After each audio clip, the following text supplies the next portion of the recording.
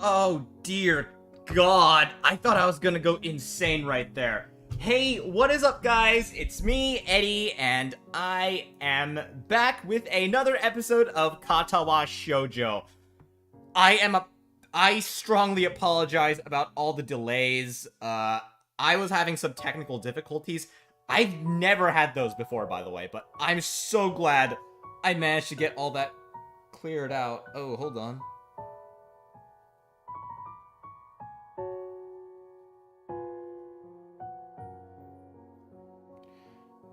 Let me see. Okay, so I'm gonna perform a very quick sound check, and then after that, we shall get going. So just give me a moment.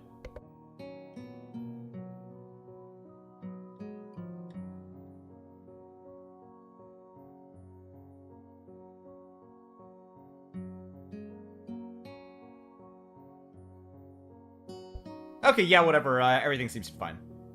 Oh, dear God. I don't know what happened, guys. I really don't know. But it doesn't matter anymore. Actually, that is a little too big. Let me resize this just a little bit. Okay, there we go. Boom, boom. I know it's a little bit tilted to the side, but that's because my avatar's right there. Actually, I could shrink myself a little bit. Okay, yeah, that's better. Okay. So where were we last time? The tint of the room slowly changed from the shine of the afternoon to the orange of dusk. The clock lazily ticks away, the seconds counting in the background on the verge of hearing. Did we just... Actually, now that I think about it, we changed off back when it was going from Act 1 to Act 4, wasn't it? Anyways. But no matter how long I wait, the outcome cannot be changed. The diminutive playing piece makes a small click against the board. Like a wound spring, Hanako makes her move only moments after mine. It's embarrassing. In comparison to my 5-minute moves, she seems to know exactly what she wants to do. Oh, we're playing chess! Okay, I remember now.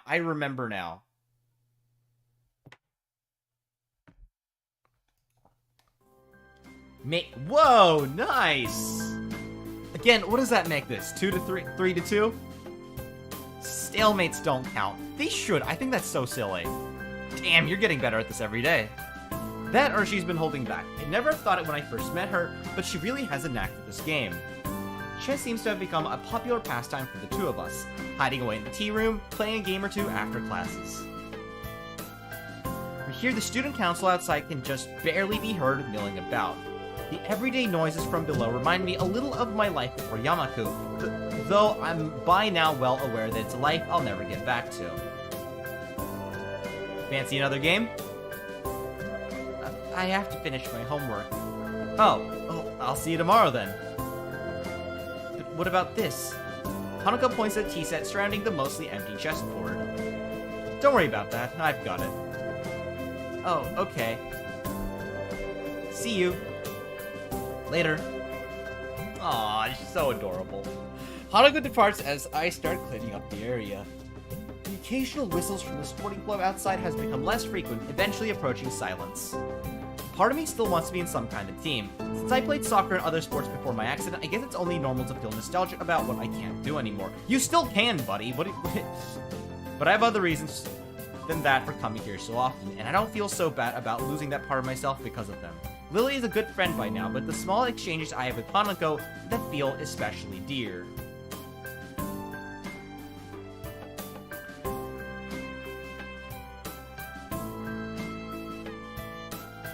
Oh shit, my stream's current bitrate is lower than the recommended bitrate.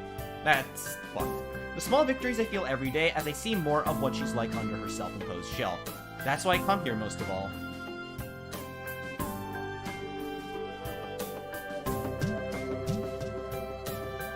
To be fair, it's kind of hard to see how bad it is on the phone screen.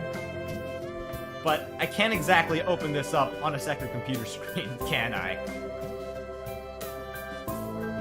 Because, you know, I'm kind of used to the computer and all. Are you quite sure? I decide to, as I'm putting away the saucers, I hear talking outside the door. Pausing for a moment to listen, I can make out that it's Hanako and Lily and decide to go outside to investigate. Are you quite sure? I'm sure. Ah, Hisao. Hanako turns to see me with a look of mild surprise as she notices my approach. Lily must have caught her just as she was about to leave. Oh my, Hisao is here as well. Afternoon, Lily. What's up? I was just hoping, now that I've finished with my class representative duties for the day, I might have had the two of you accompany me for the tea at the Shanghai.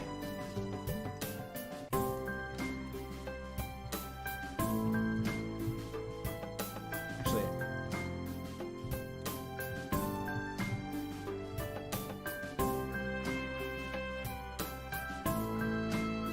I should probably pin that.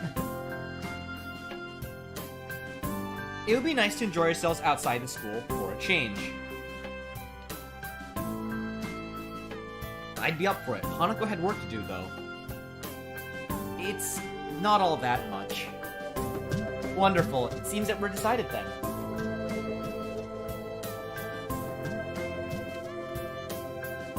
Water.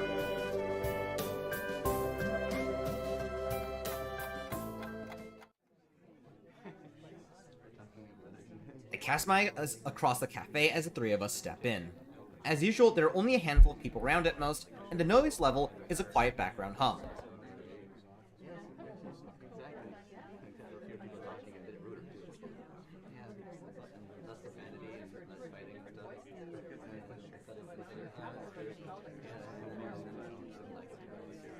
Sorry.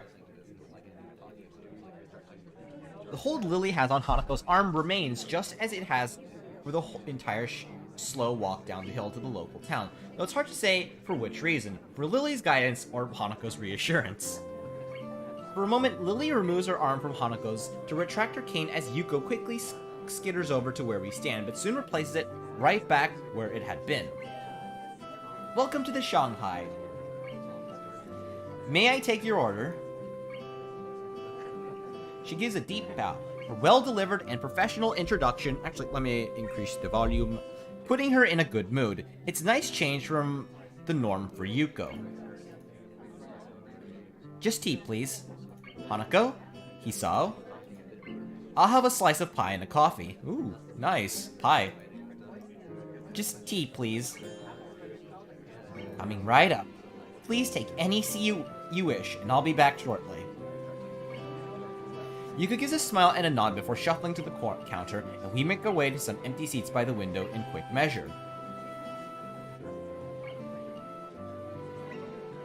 We slip into our seats, the girls on one side with Lily's cane propped up beside them, and I on the other. I realize Hanako's not doing something that she so often does. I'm so paranoid about the stream all of a sudden. I'm so sorry. It's kind of hard for me to focus because, like, it keeps telling me that the stream bitrate is lower than the recommended bitrate.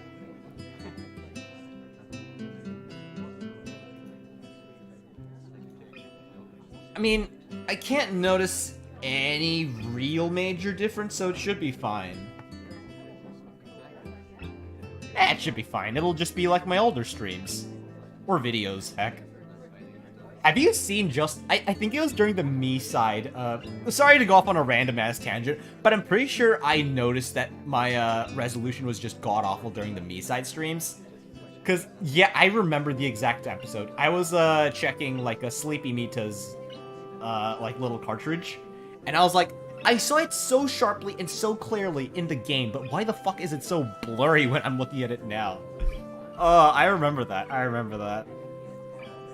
Speaking of which, it's been a while since I've done a proper recorded Let's Play. All the recent videos I do have, I think, are, streams that have been re-uploaded. Yeah, I haven't had any, anything this year. I think that's really funny. Anyways. We slip into our seats, the girls on one side with Lily's cane propped up beside them, and I on the other. I realize, oh, I already read this. Rather than keeping her eyes pinned to the ground and hiding behind her blind escort, busily trying to convince herself that the world around them doesn't exist. She's merely keeping her eyes low and helping Lily around.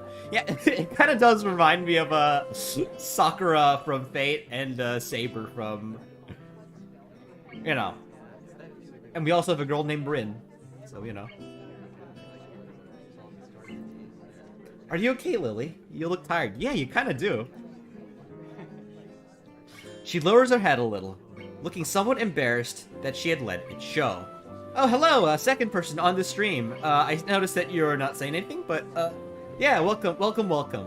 It's nice to have more people. Class representative work can be very tiring, considering that it often means dealing with the student council. Ah. I know how well you get along with them. Very tiring indeed. How do the other representatives go? Better than I, but not by much. Shizune is a harsh taskmaster, no matter whom she deals with. Doesn't sound like you particularly relish the job. Why do you do it in the first place if it's that bad? Being a class representative is enjoyable, and I can deal with the responsibilities well enough. It's just that the people involved are sometimes... She trails off, cutting her words at a rather opportune spot. It's hard to imagine Lily cursing, but I imagine that if anyone could make her do so, it would be Shizune. Hanako looks to be withering a bit in the light of such conflict, but before I can steer the topic away a little, she stands up. Hanako? I'll be back in a bit. With that, she leaves for the restrooms. I suppose that's one way to deal with the situation, if that was indeed her motivation. Lily, however, looks a little wounded. Don't worry about it, I don't think it was you. But I think she's getting a little bit stronger recently. You've seen it yourself, right? That went a bit awry. Fortunately, Lily doesn't look offended, and by now, I really shouldn't be so scared of stepping on that landmine. Oh, I was like, wait, what? And by now, I really shouldn't be quite so scared of stepping on that landmine around her. Possibly. I find it a bit hard to tell, though. There's a helicopter flying over my house. I'm not sure if you guys can hear it. Yeah, okay, I am actually surprised the mic is not picking that up. Dear God, please let me enjoy the game, world. Silence reigns for a moment before the 2 teacups, a pie, and a mug of steaming coffee appear in front of us. I notice that Yuko takes special care to place the teacup against the tip of Lily's fingers, letting her know where it is. Here you go. Thanks, Yuko. Thank you. With a quick and silent bow, the bespectacled waitress takes her leave. Ah, that's right. I was meaning to ask you something, and now will be the right time to do so. I'm all ears. Hanako's birthday is coming up, and I was hoping that you might accompany me for present shopping in the city this weekend. Hanako's birthday is soon. I suppose it would be nice to cheer her up a bit. Like Yuko, she always seems to be teetering on the edge of either panic or depression. I've never seen her enjoy herself much outside of our chess games. All that aside, learning the layout of the city... Learning the layout of the city better with a friend keeping me company sounds like a good way to spend the weekend. Sure, I'd be happy to. Have you got any plans for what to do for her birthday? Party or anything? Hanako being Hanako, perhaps a low-key affair would be... Lily suddenly cuts herself short, leaving me to wonder why as she brings her teacup to her lips and begins to sip. After a few seconds, I notice Hanako walking up to us over her shoulder. Lily's hearing must be very good indeed, if it was the sound of the restroom door opening that tipped her off. Hanako takes her seat once again and wastes no time in drinking her tea.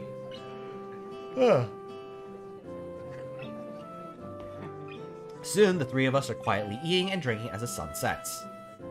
It's a nice way to spend the remainder of the day's light, and it makes me appreciate the quiet and serene surroundings of Yamaku. I think I'm really beginning to like life here, as isolated as it may be. I finish off the last of my coffee and rest the mug on the table while the girls talk between themselves. The coffee here is a bit bitter for my taste, but still quite good. Better than what I can make for myself, in any case. The girls' discussion is mainly focused on their respective reading preferences, which does give me a little curiosity about the related topic. Hey Hanako, I was just wondering, aside from chess and reading, do you have any other hobbies or things you like doing?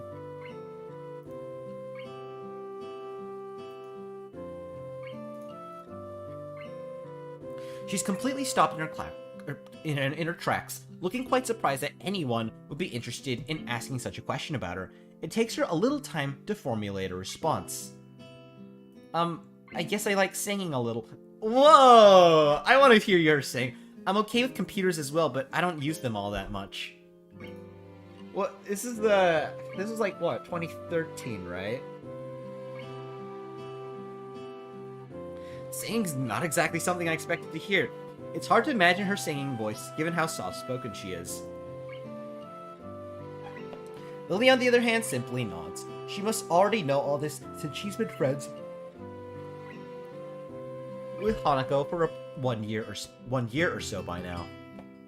But what about me? She hesitates before quickly flicking her head up and down. It's only logical that she'd want me to talk about my hobbies after she's told me hers. There's chess, obviously, but also... There's soccer as well, though I can't really do that anymore. Reading, which I picked up in the hospital, I love this expression so much. This is surprisingly hard. Lily and Hanako look a little put off by the direction this is taking, and the more I think about it, the more I am too. Oh yeah, I just remembered, this is a doomed route. This can only lead to the neutral or bad ending. I just remembered. It sounds as though you've picked up quite a few things since your accident. Lily's candor is coated with possibly the most positive spin one could put on what I said. Hanako, however, is silent. If the situation becomes difficult, her reaction always seems to be withdrawing into silence, in order to prevent things from getting worse. That or physically retreating. A soft ringing gives us pause. As Lily reaches into her pocket, it becomes obvious that the sound is coming from her phone.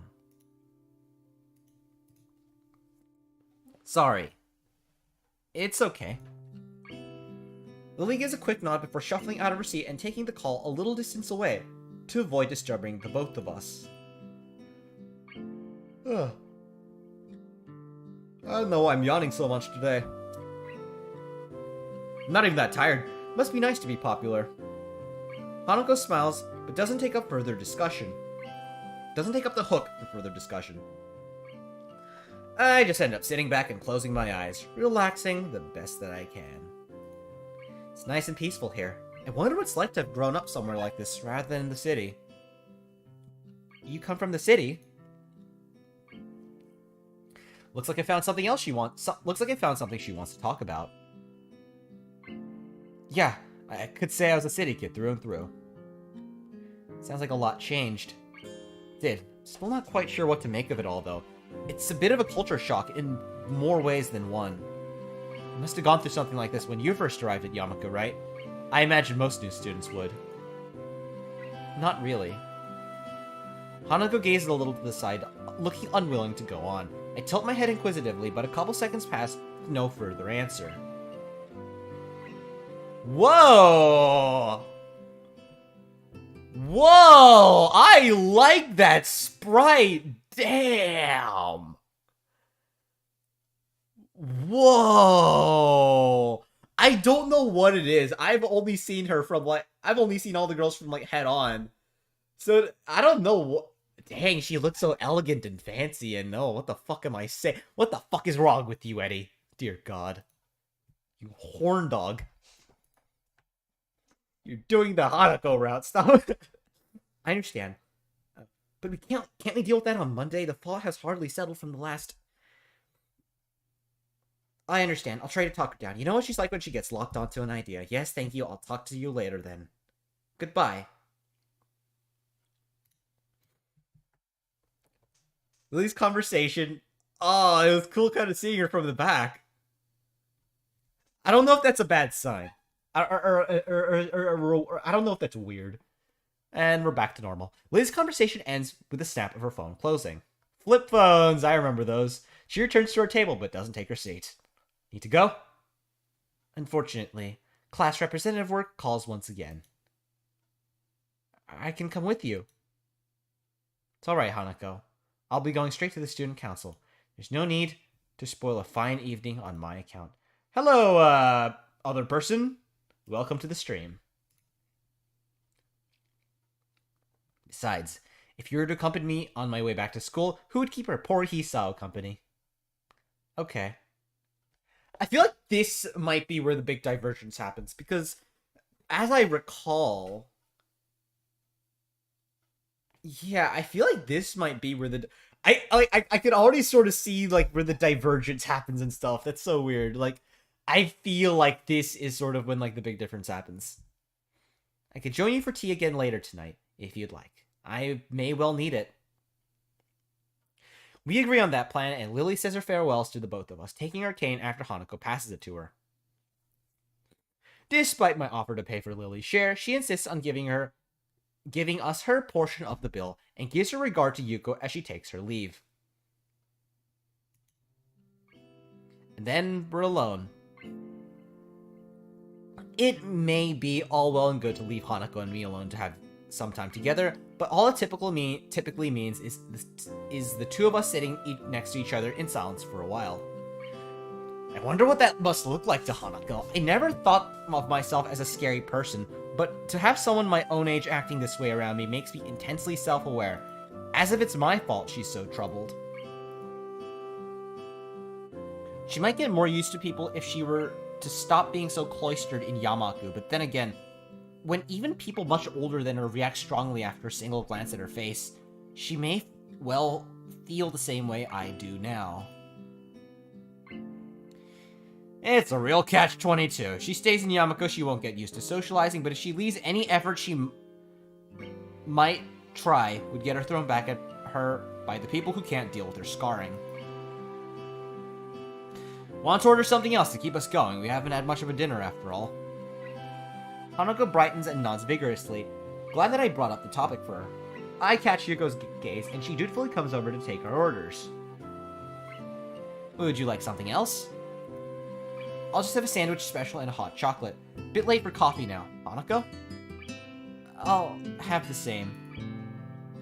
With a nod and a bow, Yuko turns on the ball of her foot and returns behind the counter, where she busies herself fishing out bread and condiments and working the machine to make her drinks. Not a word is said between us until Yuko comes back. She smiles and gives us our food and drink, before moving to a customer who's called for her attention.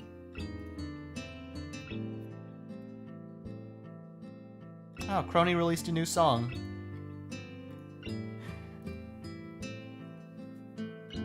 I give up on the prospect of having much of a conversation with my companion and decide to just enjoy the meal, small as it may be. It tastes nice, as does most of the food here. After having a few mouthfuls, I notice something's missing, namely the sound of Hanako eating. Looking back to her, I see Hanako fidgeting a little behind her untouched sandwich. Not hungry. She shakes her head from side to side. Even as she does, the patch of her hair she keeps over the right side of her face still does its job in hiding it almost entirely. It's not that. I was all ready to have your share too. He saw the troll. You look troubled. Is something wrong?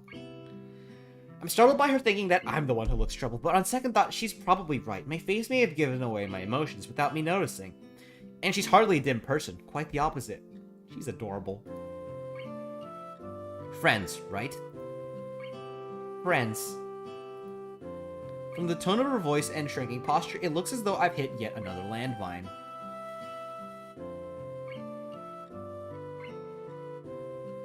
This is another reason why interacting with her is difficult.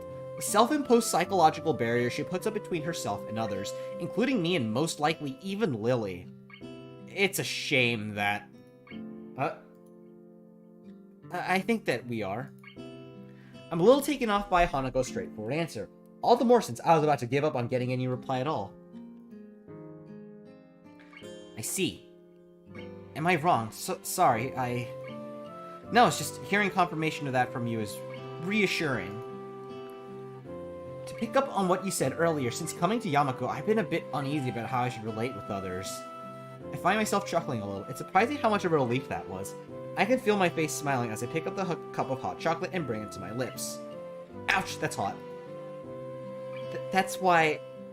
That's why I haven't eaten yet. I was waiting for my drink to cool down first. I guess I'll wait then.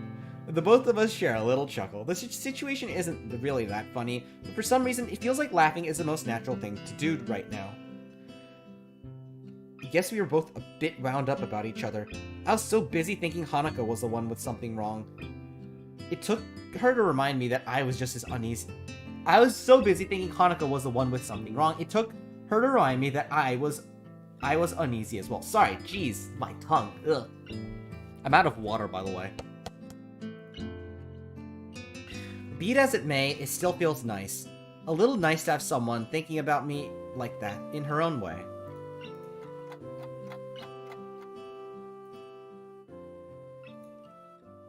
Following a long, quiet trudge up the hill and into the school grounds, the two of us find ourselves between the two dormitories.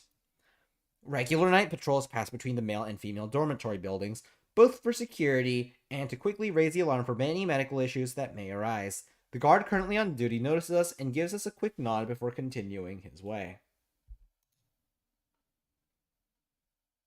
A loud yawn escapes from Hanako's mouth before she has a chance to cover it. I have little doubt she's fairly tired by now. I'd be better off to my room then. See you tomorrow, Hanako. Good night. We separate and begin to walk our separate ways before I stop and look back. Hanako stands there waving to me as she smiles. I smile and wave back to her, and after a few seconds, she turns and walks up the stairs to her dormitory building, disappearing through the door.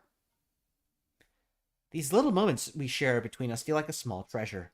One thing is sure, I want to protect that small, delicate smile she so fleetingly wears around so few people.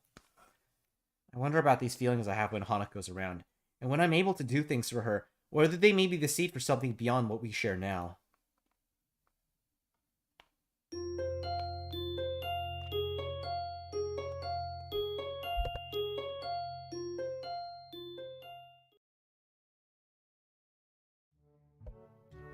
Summertime sun is something to be savored, but actually, I think this is a little too loud. The summertime sun is something to be savored, but when combined with the clean country air, it's all the better. The track and field club members are horsing around in the field ahead. Some of them are playing with soccer ball, others are talking, and a few laugh as the two of them mock fight with each other. None of them pay me any heed as I sit alone on the grass underneath the shade of a particularly large tree. It's a nice and peaceful moment after a dreary day of schoolwork. I played soccer pretty often before my heart attack, so I had thought it would be quite nostalgic to watch them. What I'm feeling now, though, is quite distinct from that emotion. Hey, I remember you! I hear footsteps approaching from behind me, and I turn to my side to see one of my classmates taking a seat beside me. Hey, I remember her from the Amy route, remember guys? I'm taken off guard as the two of us haven't talked much before, and I didn't think anyone would notice me here. Miki, sup? Hi, Miura, wasn't it? Just call me Miki. Surnames are too stuffy. Likewise, then. We both look out through the field where the guys were playing. It looks like they're getting ready to have a second game. The people spread out to their positions and the ball being carried to the center of the field. Sure enough, the whistle is blown to begin the match and they get right to it. Not going to play? Nah, just gonna rest for a bit. What about you? You look kinda like you wanted to play when you were watching us before. Oh, Miki, you don't know the half of it. So, someone did notice me after all.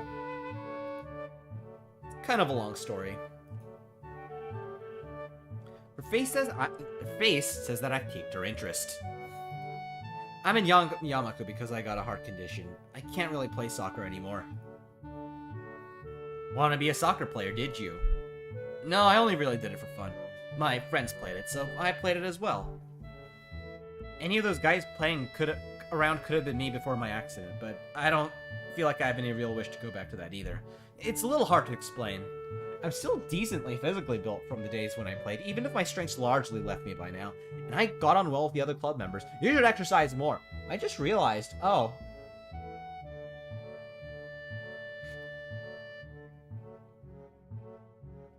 When I think about it, I should feel pretty bad watching people play when I can't anymore. Yet, I don't. Maybe it's a good thing, a sign that I've gotten over it and that I'm ready to become a new person. Sorry, I'm kind of rambling. It's cool. I'm actually glad to hear that. Sounds like you really have your stuff together. Some of the people that come to Yamako are pretty messed up at first. So, you remember the track and field club then? Yep, been it since I first arrived. Don't suppose you're friends with Amy. Short, fast runner, no legs. I don't think that there are that many female track and field members. Amy! Ha! Amy. Everyone knows about her, don't they? But no, I tend to get on better with guys, so me and Amy don't really talk much. Anyway, what about you? Ah, well, I'm not really in any clubs. Real clubs, anyway. You've been hanging around with Hanako and that blonde Amazon? What? And that blonde Amazon, though, right? Blonde Amazon. I suppose Lily has the height to fit that description, if nothing else. Yeah, I was like, like, in terms of athletics, I don't know. I nod in response without making too fine a point of things. Don't worry about it, as long as you've got some friends, you don't need to join a club. A loud whistling from the field attracts our attention. One of the players is on the ground, clutching his leg, and the other players play to jog up to him, leaving Miki grimacing. Stop play to jog up to him. Okay. Ouch, that looks painful. That guy has really bad luck. As she continues to look out onto the field, I can't help being reminded of her own injuries. Her left arm, ending in a stump rather than a hand, has been bandaged up for the entire time I've been in Yamako, and her injury doesn't seem that new. She turns to talk to me again and catches me looking. Both of us sit in awkward silence as she takes her bandaged arm and holds it to her lap with the other remaining hand. Sorry, I guess I'm still a bit... It's fine, really. Her tone is light, but neither of us say anything afterwards. Every disabled student here has their own way of dealing with their problems, and some find their conditions troublesome. And some finding their conditions troublesome is only natural. I'm included among them, after all. The injured guy from the soccer team manages to get up onto his feet with some help, and ends up hobbling off the field with one arm over the shoulder of another for support. Probably just pulled a muscle if he could still manage to walk. The whistle blows again, and the game continues once more, one less man on the field. Hanging out with the Hanako and that blonde girl, you keep some pretty strange company. What is that expression? How so? It's just that Hanako's kind of, I don't know, shy? No, it's not really that. She's got some issues, I think. I can't really put it in a nice way. On one hand, fuck you. On the other hand, I mean, not wrong. Oh, lordy.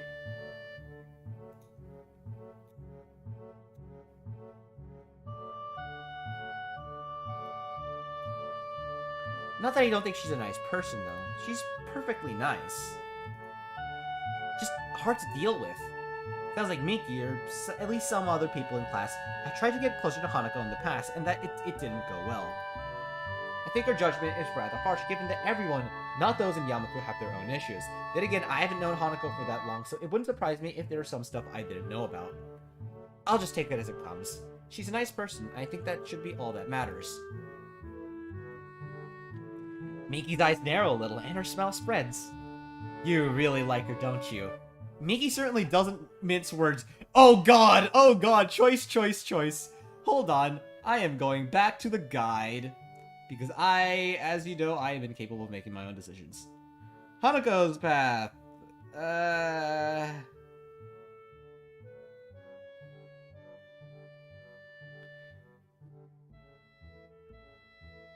Deny it, admit it.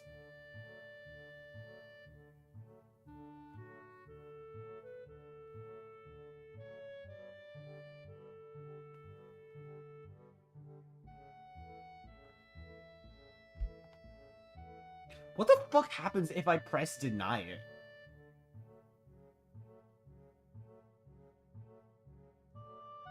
Like, I sincerely wonder what the fuck happens if I press deny it. Save. Because according to the guide, pressing deny it doesn't lead to anything. Or, like, it just doesn't, there's no mention of it at all.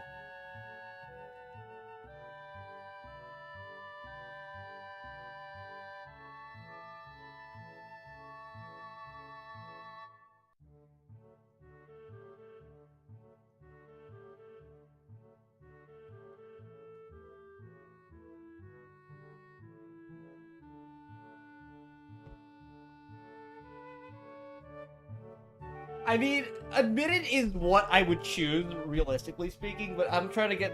I'm trying to get the bad and neutral endings first. So I'm just like, what the, like, okay, what does denied get? I'm actually kind of curious about that now. To be completely honest, yeah, I do. I'd appreciate it if you don't tell it. Well, actually, no, I would personally choose deny it because, or I wouldn't deny it because then I would be lying. I would just ignore the question and like, I just say, what kind of question is that and move on because I'm a fucking coward, as you all know this. Hey, whoa, you can trust me, no problems there. To be honest, I think it's kind of cute. If you want to go for it, don't let me stop you. Thanks.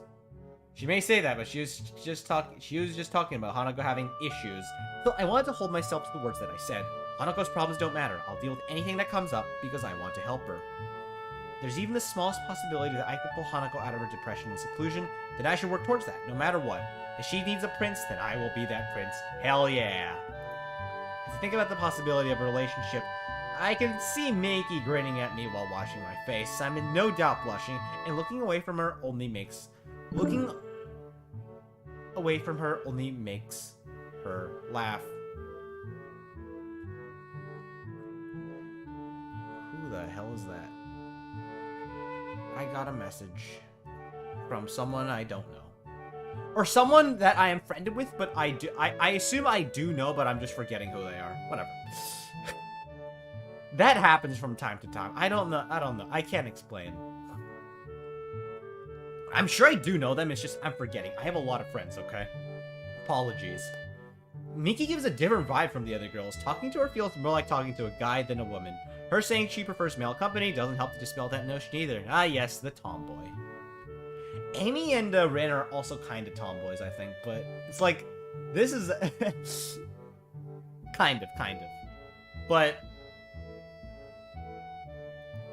glancing at my watch shows that lunch break is ending in only a few minutes. Time to start heading back to class. Lunch is about to end. Wanna head back? Yeah, we'd better. But I did save correctly, right? Shady encounter. It's called Shady Encounter. Yeah, we better. I pick myself up off the grass and dust myself off, offering a hand to Miki to help her as well. She takes it and easily pulls herself up, showing the muscles moving on her toned bare arms in the process. Ooh la la. Come to think of it, why aren't you wearing the normal girl's blouse? Actually, yeah, I just noticed. It's too hot and constricting. The boy's uniform is better anyways. I don't know, it looks nice though. You're wearing the skirt though. I can see you're going for a maximum heat dissipation. I see.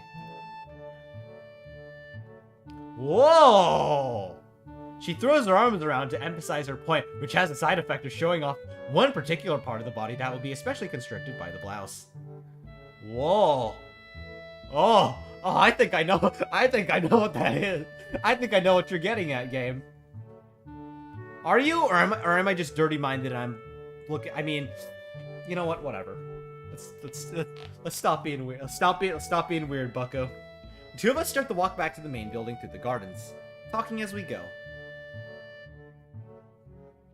Looks like you're settling in well. That's a relief. It was pretty surprising to get a transfer student at this point of the year, considering the exams are coming up. Yeah, actually, now that I think about it, holy Jesus. It like... Man. The shirt is just damn. Don't remind me. Don't worry about it. Just cram it and you'll be fine. Actually, that does remind me. Okay, to be fair, I guess it's pretty realistic. It's realistic if you think about it from a real-world perspective, but, like, if you're talking about it from a game perspective, why don't we get wraps for Miki or, Misha? Come on! That doesn't sound like good advice. She claps my shoulders a couple times as she grins. I don't think she takes school very seriously. You seem like a smart guy. Muto's taken to you well already. You're like a hand in a glove. Now, to work out whether that's a good thing or a bad thing. I still don't know what to make of this school. I've been here a few weeks already, but I still feel dazed at times. You'll get used to it, just give it some time. It's only a high school, just like any other. She makes it sound so simple, but I've never thought of it that way. To me, Yamaku symbolized a marked shift in my life. I was no longer normal, I was different and was to be educated with other different people. Yet I'm walking back to class and talking casually with a classmate during lunch, after watching some others play a soccer game. All perfectly normal. Maybe she has a point. Maybe just look at Hanako in the same way. Everyone has their own issues. This is hardly something unique to Yamaku. After all, it's only a high school, just like any other. As we continue to talk, I find myself smiling. Miki and I are very different people in almost every way, but it feels good to have gotten to know another classmate a bit better.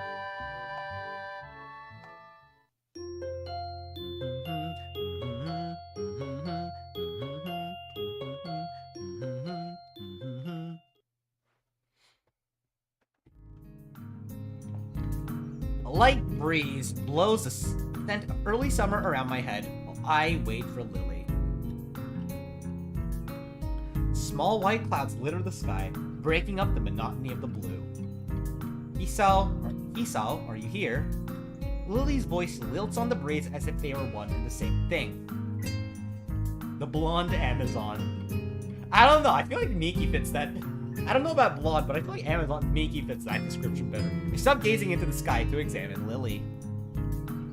Whoa! With a peach off-the-shoulder sweater and tan ankle-length skirt, in addition to tan sandals, she's quite the sight. I want to see the sandals. Yeah, I'm over here, near the gate. Were you able to sneak away from Hanako? Yes, it's not uncommon for me to go out during weekends, so I don't think she noticed anything suspicious. That, and she has someone she sees. What? Lily purses her lips as if maybe she shouldn't have continued. I find it a little hard to believe. Hanako seeing someone, really? What do you mean by that? No, it's just she sees a therapist every so often on the weekends. Oh, well, that does make a lot of sense. Lily rubs her arm uncomfortably, and after one look at her troubled expression, I quickly move to change the topic away from Hanako. Actually, now that I think about it, I did get Amy's route in the previous one, despite the fact that I had made a quote-unquote wrong choice according to the guide. So, I don't know. Huh. Yes? I was just wondering. You can get around the city on your own. Lily sighs at my consternation surrounding the topic of her blindness. I'm my own worst enemy sometimes. I can, yes. It's easier when I'm out with a friend or my sister, though. I wonder how Lily gets along with her sister.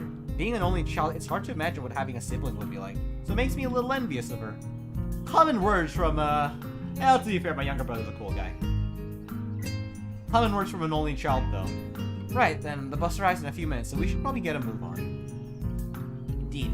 It's a long wait if we miss this one. I remember that from the Amy route. That, we set off for the bus stop on the hill. It's only a small distance from the school gate, so it's very convenient. It's a nice view from here. Coming from the city, I never really got to see the scenery like this, let alone on a daily basis. This area's nice for me as well. It's tranquil and away from the noise and smells of the cities. I'm gonna get a drink. This game requires me to talk a ton. And that's not counting the fact that I have to talk just to entertain you all.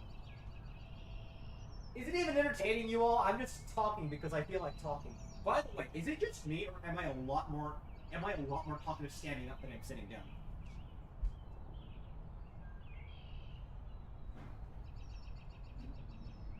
No, it's just, I don't really know how to explain it. It's so much easier to talk when I'm like sort of like standing up and walking around, and I don't know, maybe it's just the blood flowing to my brain or something. That's not true. I seem to notice I'm quite talkative while driving as well, which is actually a bad thing. And here I am, back on my chair. Hold on, let me get a little drink. Oh yeah! Ah, nice and cool.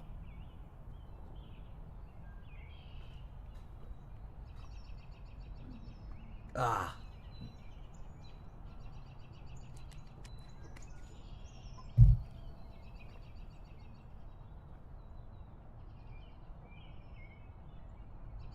A little too cool, actually. I did close the fridge door. I don't know why I'm paranoid about that all of a sudden. Oh yeah, that is so much easier to talk now. This area's nice for me as well. It's tranquil and away from the noise and smells of the city. Whoa!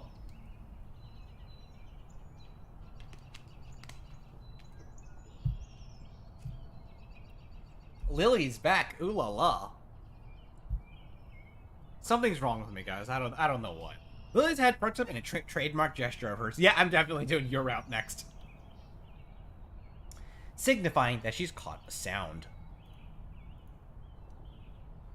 Oh, here comes the bus. Oh. I look down the road to see the bus trundling up the hill. Her hearing's quite a useful tool.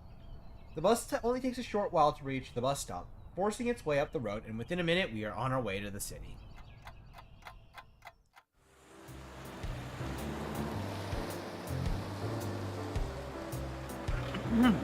Walking around the city, I feel a distinct nostalgia. The smells, the traffic, the tall buildings everywhere. It's a lot like my native city, save for the raised walkways. I love how, like, literally all the scenes are, like, set in, like, America or something like that. All the photos, and then all of a sudden you actually decide to get a proper East Asian city.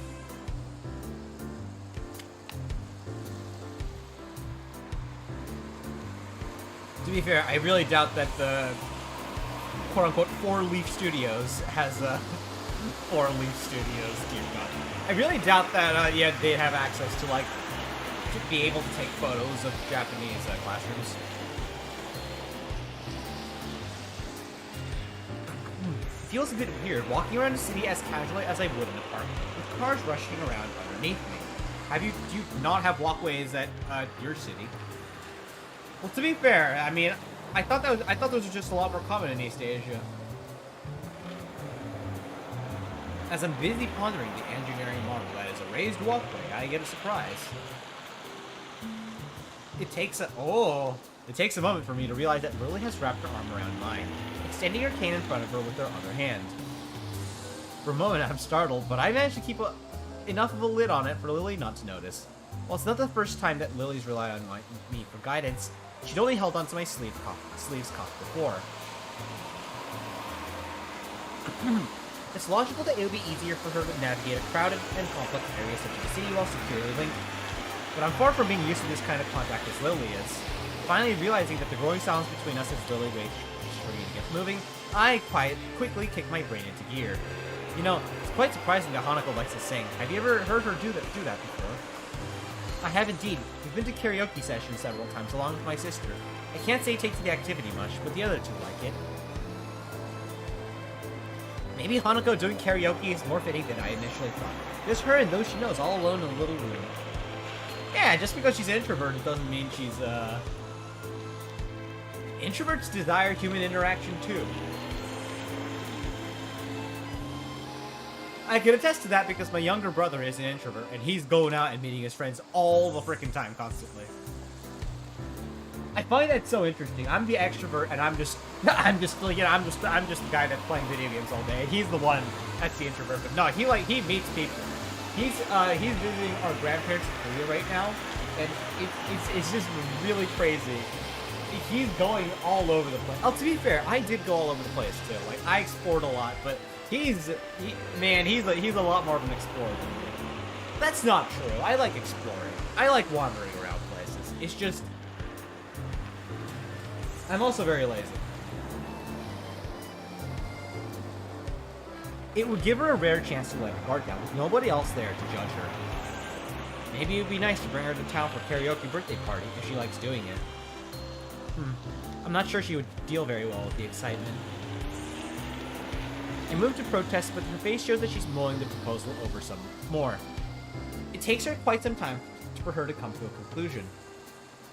Then again, the best thing we could do for Hanako at this point is to try to create some pleasant birthday memories. Continually treating her as if she's abnormal won't help.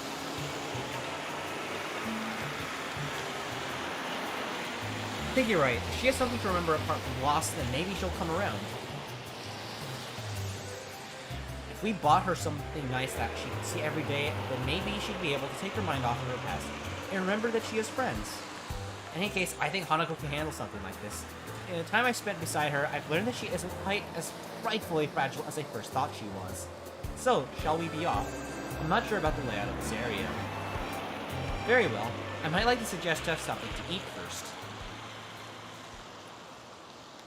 I haven't either, so that sounds like a good plan. Make sure you choose a nice place, he saw. She gives a teeny smile, one that makes me reflexively Smile reflexively in response even if she can't see that. I need another drink.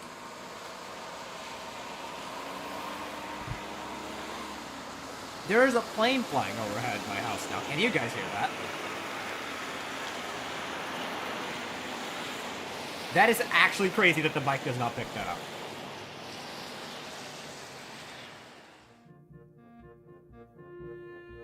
Once inside, I order 2 slices of pie and accompanying cups of tea and take them back to our table. I'd peg this cafe as a type to appeal to Lily. Small and quiet, but well kept and somewhat upscale. Going by the dainty smell she wears, I don't really know if I chose right. What do you mean?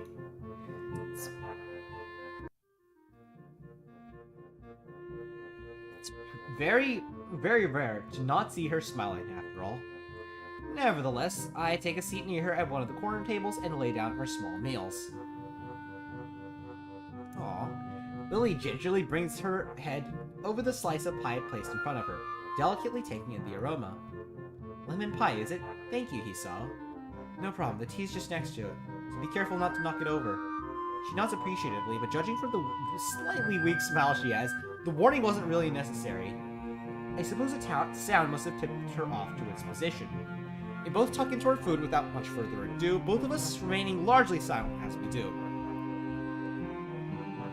Lily isn't the type to appreciate discussion while eating, and I can't say I like it either. Eventually, we both finish our meals, and the last of our teacups follow in short order.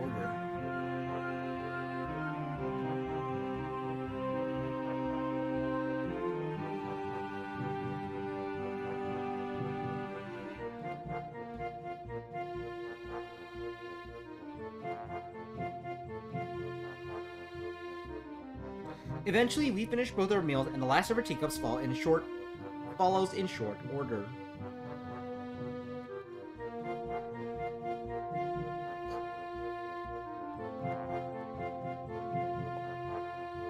Lily is the first to break the silence.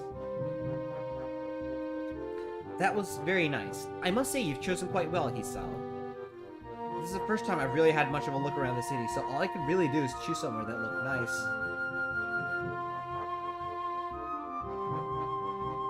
Damn, sorry.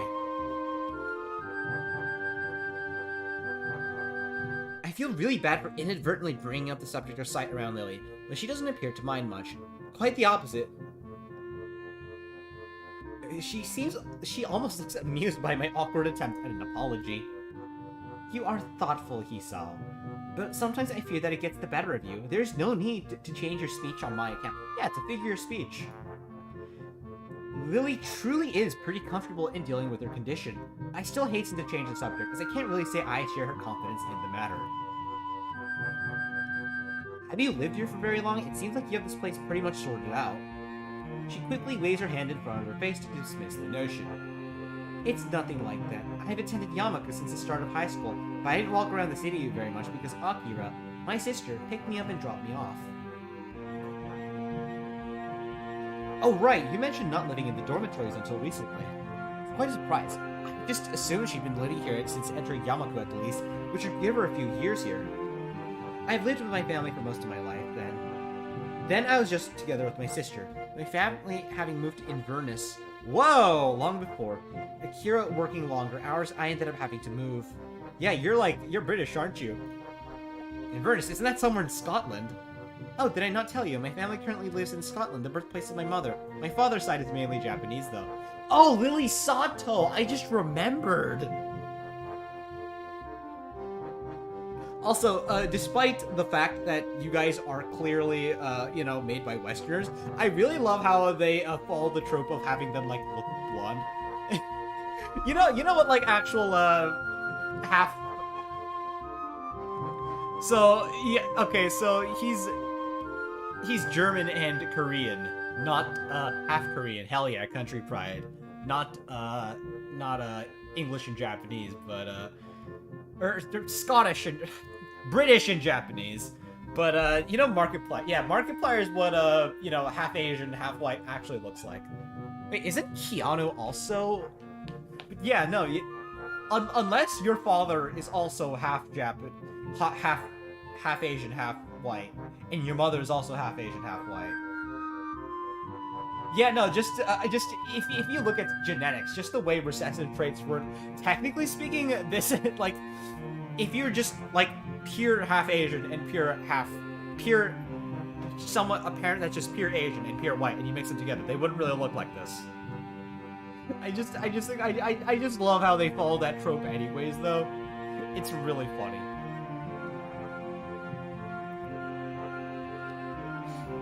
Huh. The question of what gave Lily her looks did cross my mind every now and again, but I never thought to ask. That answers that then. To be honest, I never have guessed. Considering you have no accent, I'm guessing you were born here. Full marks. I am thankful for my heritage, though, as without it, I'd likely not have been taught English so early in my life. And what of you, Hisao? What about me? She gives a moment's thought. She probably should have thought of what to ask me before switching the topic. I'll go with, what are your plans for the future? Oh, that's funny. To be honest, I haven't thought much about that recently. After my accident and subsequent months in the hospital, blah, enjoying my life here with you and Hanako has been enough for me. In fact, I don't think I've thought about a future for some time now. It seems almost futile. It's your last year of school. After this, you'll have to fend for yourself one way or the other. God damn it. How does reality have a way of, hitting me even in games? That's me. I hate being an adult. I hate it. It's not like I don't know that. It's just I haven't put much thought into it since then.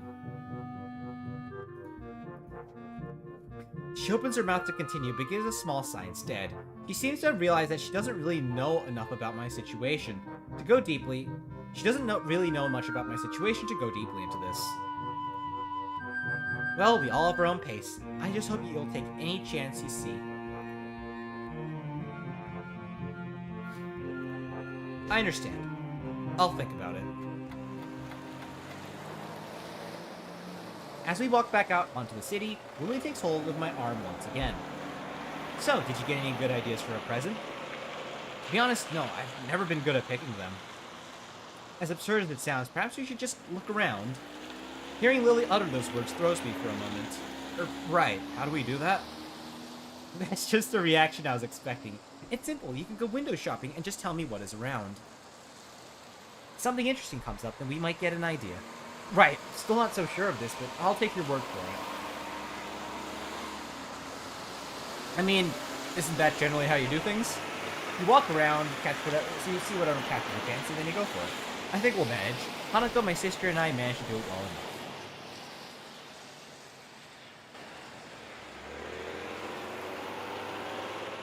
With Lily's simplistic and rather optimistic statement, we set off into the shopping district of the city and start describing everything I see to Lily. It's hard to think of Hanako going window shopping. She doesn't feel like the type to place much stock into fashion, nor have I noticed her reading magazines or the like. In fact, all I think I've really seen her do as a hobby is read books. There's a houseware shop just ahead. It looks like it's mostly crockery, though. Crockery.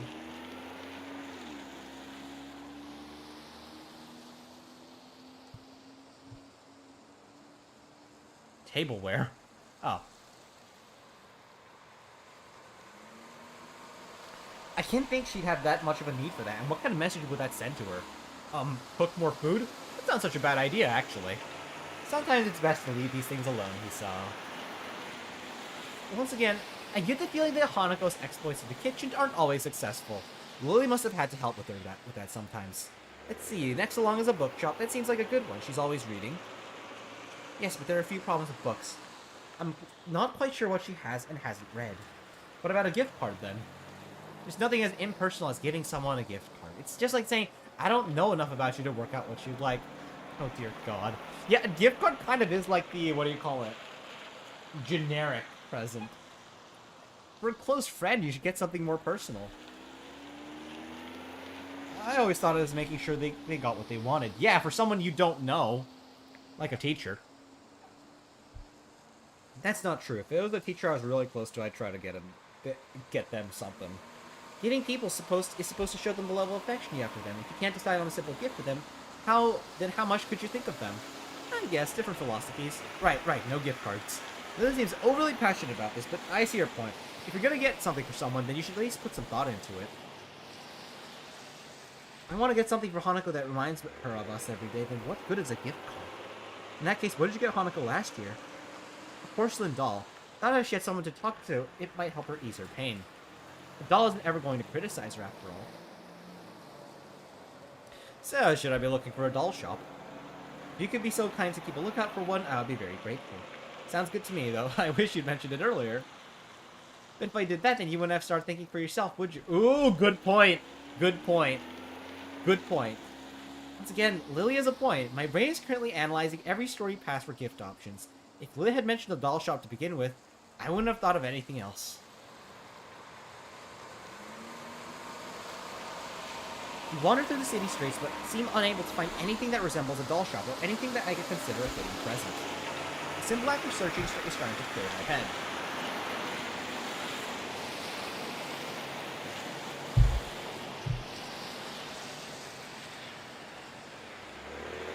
The events of last week are starting to fade away, and I'm looking forward to giving Hanako her gift. If I can find one, that is. This is hopeless. I thought we'd be able to find something in the city for sure. And I'm sure we've walked down the street at least once before. It almost sounds like you're giving up, Hisao. I'm not sure, but it's a lot harder than I thought. Try not to be so restricted in your thinking. Maybe you should go to some shops and have a look around. Once again, very good point, damn. That might work. I've never been any good at window shopping. I thought window shopping in... Well, I guess... I mean, it's in the name, but I thought window shopping also did involve going in and... Never mind. Lily and I circle around the city streets once more, this time popping into stores that capture attention. In the end, though, nothing comes up as especially appropriate. Hanako's tastes are often quite hard to pin down at the best of times, thanks to her intensely private nature, and those tastes we do know are hard to accommodate. Maybe take a break for a minute. I'm a bit exhausted.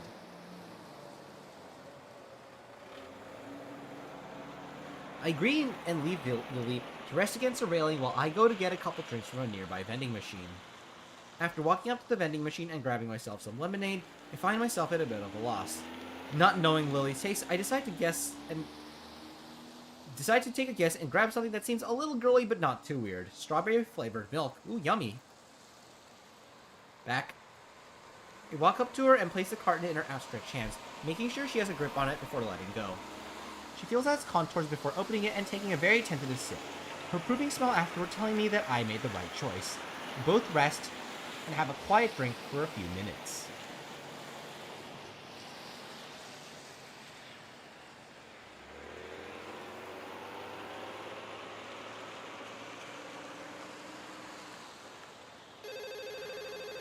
A familiar soft ringing begins to sound from Lily's side.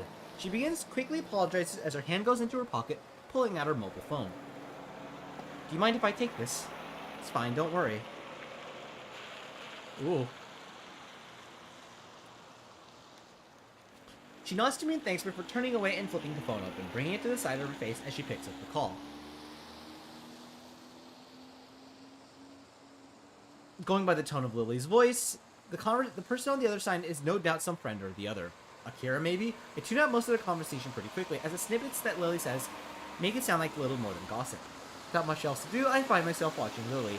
She really is a pretty girl, which would hardly hurt her popularity in school. It's interesting just how much Hanako and Lily contrast each other, both in personality and in appearance. They're both pretty, though. For a few minutes, I just lean back and drink and watching her. Before long, Lily says her goodbyes to the person she's been talking to and hangs up, placing her phone back in her pocket and leaning back against the railings as before. Sorry, just a friend from class. I take one final swig from my can before throwing it into the bin. Lily gives me her carton to throw away soon after, finishing it off relatively quickly. You seem to have a lot of friends. Oh? Lily waits for me to continue, her interest piqued. I was just thinking that you and Hanako contrast really heavily. It's hard to imagine Hanako doing a lot of things that you do, or knowing the people that you know. You seem to think about Hanako quite a bit. I don't know, it's just... She's mysterious, I guess. I just want to know about her, which isn't that easy. It almost sounds like you're doubting your relation to her.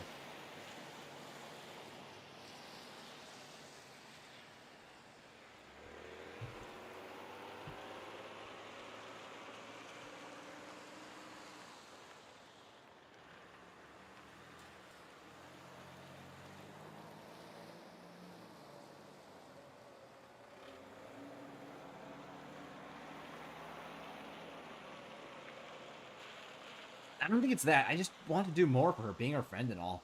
I don't even really know how she sees me. The statement seems to interest Lily quite a bit. I wonder if Hanako said anything about me to Lily during their conversations. I'm about to ask her what's on her mind as she picks herself up from the railing. Shall we be off then?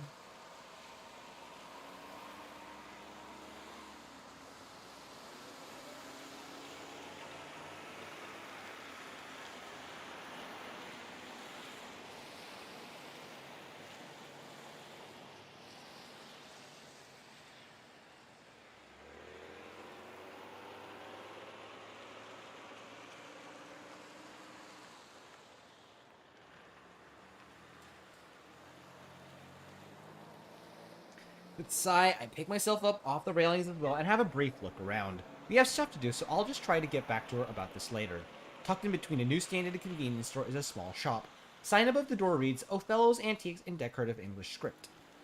It would be easy to miss if you were walking down the street, but since we're stationary and I'm purposely looking around, it's just noticeable. Say, Lily, that doll you got at Hanukkah, was it new? Well, yes, but I'm not quite sure what you mean. I think I found our shop. It's across the road. Oh, what is it? Some kind of toy shop? It's an antique shop. I think it's probably going to be our best bet. Ah, yes. Really? I didn't even know we had one of those near here. Neither did I. This is the first time we went by here. It's pretty well hidden. Well then, it can't hurt to check. Inspired by this new find, we quickly dust ourselves off and head towards the store, Lily's hand finding its way to my elbow for guidance. The store has a strange, musky scent to it. The layout is more like a garage than a store. Things are strewn around the floor without any immediate semblance of order. Oh. Cool sprite. The storekeeper gives us an almost bored look through his particularly small eyes. He looks like a wizard, damn. His face looks wary and tired, and his dress style is distinctly anachronistic. He gives us a polite nod of welcome before going back to his book. Damn, that looks badass. He looks like a wizard, that's so cool. If he had a cape and a hat, that would be so awesome. Lily holds tightly onto my arm, and I find myself having to split my efforts between making sure we don't miss a potential gift for Hanako and making sure Lily doesn't inadvertently bump into anything. The task is quite difficult given the haphazard way the store is laid out, and the many things poking out between the shelves they're sitting on or sitting on pieces of furniture. But eventually, we safely arrive at an old desk covered in dolls and teddy bears. I think this one's the right place. There's pretty much every kind of doll you could imagine here. How'd you make the choice simpler? Could you pick one for me, Hisao? I had a feeling that it would come to this. I picture Hanako in my mind and try to imagine which of the dolls before me would suit her the best. My eyes wander across the collection. Each one is as exquisite as the one before it.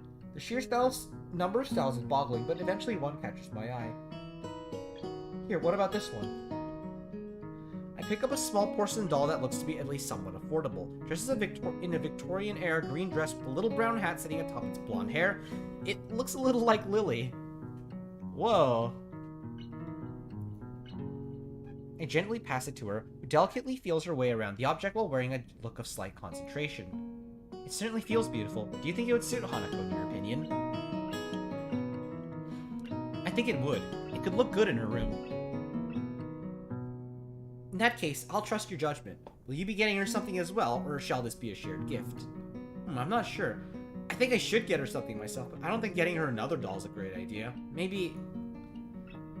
I let my voice trail off as I look around the shop. Resting on the writing table not far is a decorative box that catches my eye. Wait here, I think I found something.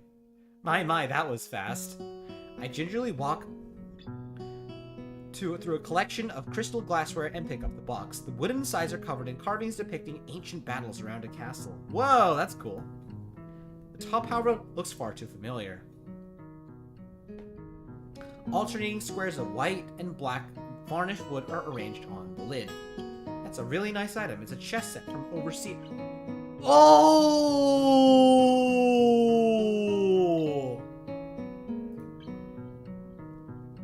The store owner's sudden appearance startles me a little. I didn't see him approaching at all. I suppose he's trying to help us because we really don't look like we know what we're looking for. Or on the other hand, maybe he wants to keep an eye on us because he suspects we might shoplift instead. I'm looking for a present for a friend. In that case, this jet set would make a fine choice. Realization floods into my mind. Oh dear god, this is a pretty good looking set. This is an antique shop. They're not known for their bargain prices. How old is this? This is a reproduction. My best estimate is that it's 5 years old. Oh, good. I see. How much? He thinks a little before telling me, which is slightly disconcerting. I'll let you take this for 7,000 yen. How much is that? Wait, no, I think the rule is lop off 10. That's its equivalent in dollars. $700! I balk a little. I wasn't expecting to spend that much, but this does seem perfect. Then again, maybe that's a testament to how well he worked out. Maybe that's a testament to how well he worked out how much he could make me pay. Couldn't make it 5,000? 5,500. 5,500. No lo- Oh, wow. Not bartering. Haggling. No lower. I'm sold. Oh, and we'd also like to get that doll. The store owner looks over my shoulder, focusing on Lily and the doll in her hands. His eyes narrow, and he visibly takes a moment to switch mental gears. In the process, his smile drops slightly. Ah, I guess that means not everything in a store is a reproduction. Are you quite sure you want that doll, miss? I trust my friend's judgment. Oh, I see. No offense. None taken. If you could please wrap it for me, it would be appreciated. Yes, of course, but it is... Holy Jesus! It is... Oh. Lily reached her Wait, what? How much is 5,000 yen? 5,000 yen in USD. Wait, what? It's only $31. I know Japan's got a similar,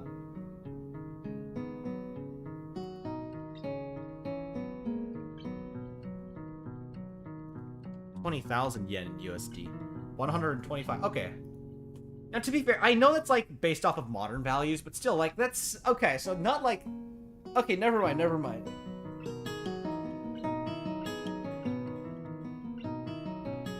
Wait, okay, so my... Okay, so my rule of thumb is wrong, then. What the hell? And Japan's a wealthy, developed country as well, so yes, things have changed, but it's like, they're not, you know... You get what I'm saying. Here you are, 20,000 yen. The storekeep dutifully takes them and the doll and proceeds to the counter. I take Lily's arm to guide her there. Are you sure about this? It's okay, I have the funds I need, and as I said, I trust your judgment. I feel a little guilty on two fronts. Firstly, because Lily had just spent a lot of money on my recommendation. And secondly, because I have a feeling the value of my gift isn't high enough. Nevertheless, Lily does seem to get somewhat awkward whenever the mention of money comes about. I mean, I know she's a rich girl, just come on, just look at her. Literally all the British people in Japan, in Japanese, like, animes and stuff, are rich. I mean, you don't, I mean, to be fair, you don't see too many, like, you know, Cockney-speaking Londoners. Those aren't common. They're, they're all gonna be, like, crazy rich upper class and, like, all noble and aristocratic, because that's like Britain's entire, that's, like, you know, the kind of the stereotype. I mean, it is a cool stereotype, I will say. If any British people are watching this, you guys should lean into that more. I'm gonna be real here. I hand the shopkeep my present and the money in turn. He puts the cash into the register before busying himself with wrapping the doll and repeating the process on the chessboard. Eventually, he finishes the gift wrapping and hands us both our presents. Please be careful on your way back and do come again. Thanks. Indeed, thank you very much. The store owner bows deeply to us as we leave. Well, it did take us all day, but we found something in the end. We did. Oh, now I feel so bad the fact that I'm just, as I said, on a doomed route. Like, this route is not gonna... I don't know if I'm gonna read... I might, like, skip... Well, I suppose it depends on... The presents are wrapped. I'm feeling a little impatient to give them to Hanako. It's a common reaction to buying gifts, wanting to see the reaction of the receiver as they discover what it is. And a part of me wants to return to Hanako just to confirm her condition with my own eyes. So, should we head back? Let's. We've done a lot of walking today, but I shan't mind taking a rest back at the dormitories. Lily's right. Now the need to find a shop is over, my legs are feeling quite tired. Well then, back to school it is for us. I'm looking forward to resting for a bit too. Lily holds out her arm, and I like mine with hers. Together, we make our way back to the bus stop. Do I continue? It's only been an hour. We continue, baby! Muto reads equations and formulas to us one by one in his usual unenthusiastic monotone, directly from the book. It's possible he might be excited about what he teaches us. Sometimes he can display This is normally the one that plays during the nurse. In Amy's route, at least. It's possible that he might be excited about what he teaches us. Sometimes he can display an awkward spark of passion for it if he's trying to get into the material. I feel like Muto might have autism. I don't know why, just a feeling. I know Rin definitely does, but I feel like Muto might have too. Most of the days, however, are like this one. What we're covering is fairly simple, so I find it increasingly difficult to keep my concentration on it. It's not too long until my legs begin aching again, which only makes it harder. I'm almost starting to regret walking around the city yesterday with Lily. Oh, come on! Well, to be fair, who am I to say? Since leaving the hospital, I've done very little physical exertion. Oh, come on! Walking to and from the local store hardly counts. Despite Amy's attempt when I first arrived at Yamaku, I've largely given up to the idea of returning to my old level of fitness. God fucking damn it, huh? God fucking damn it, Hisao, is to stay alive. Exercise is important for you. By the way, we're not seeing the nurse that much this route, are we? Is he just, is he a character that's mostly limited to Amy's route?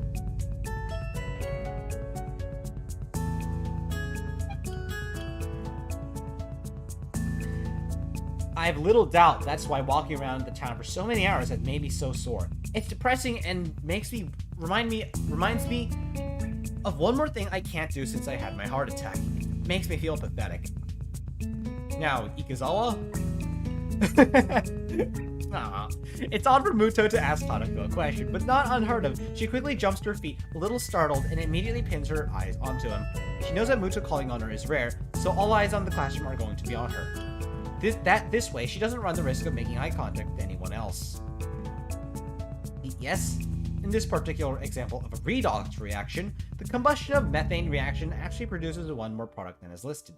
That product is... Even though it's a softball questions, she timidly waits a bit before answering, biting down on her lower lip as to keep her concentration. Heat? Well done. This is an exothermic reaction, with the reaction giving more heat than is put into it. Receiving a nod from Muto, Hanako takes her seat once again and gives a relieved sigh. A shaky start, but it's something. It'd be nice to take her out for her birthday, somewhere different from the usual isolation of her room and the tea room. With the progress she's made until now, I don't think we'll have too much of a problem going into the city. Right then, for the remainder of class, I'd like you to work in groups of 3 or 4 on the problems in Chapter 12. I'll be here if you need me. Muto sits down behind his desk, pulling some loose sheets out of a folder and starts on some kind of paperwork of his own. I thought teachers were supposed to do that kind of thing after class. Not during it. Hello there, you two. Regardless, I look to my right to pick out someone to form a group with. Given the 2 smiling faces hovering near mine, I don't think I'm gonna get much of a say in the matter. I suppose we have a group then. Heat-chan, you wanna work together? Okay, that's great. It's really been a while. Class begins the process of noisily shuffling the desk around with Shizune doing the same as she puts hers in front of mine. She's a little lucky to not be able to hear the din of the classroom, which is loud enough to cause some discomfort. Truth be told, Shizune and Misha... Working with Shizune and Misha is probably a good outcome. Shizune and I are pretty good at the subject, and Misha has really nice handwriting. By the way, you know Misha's face is apparently like a meme. I love that.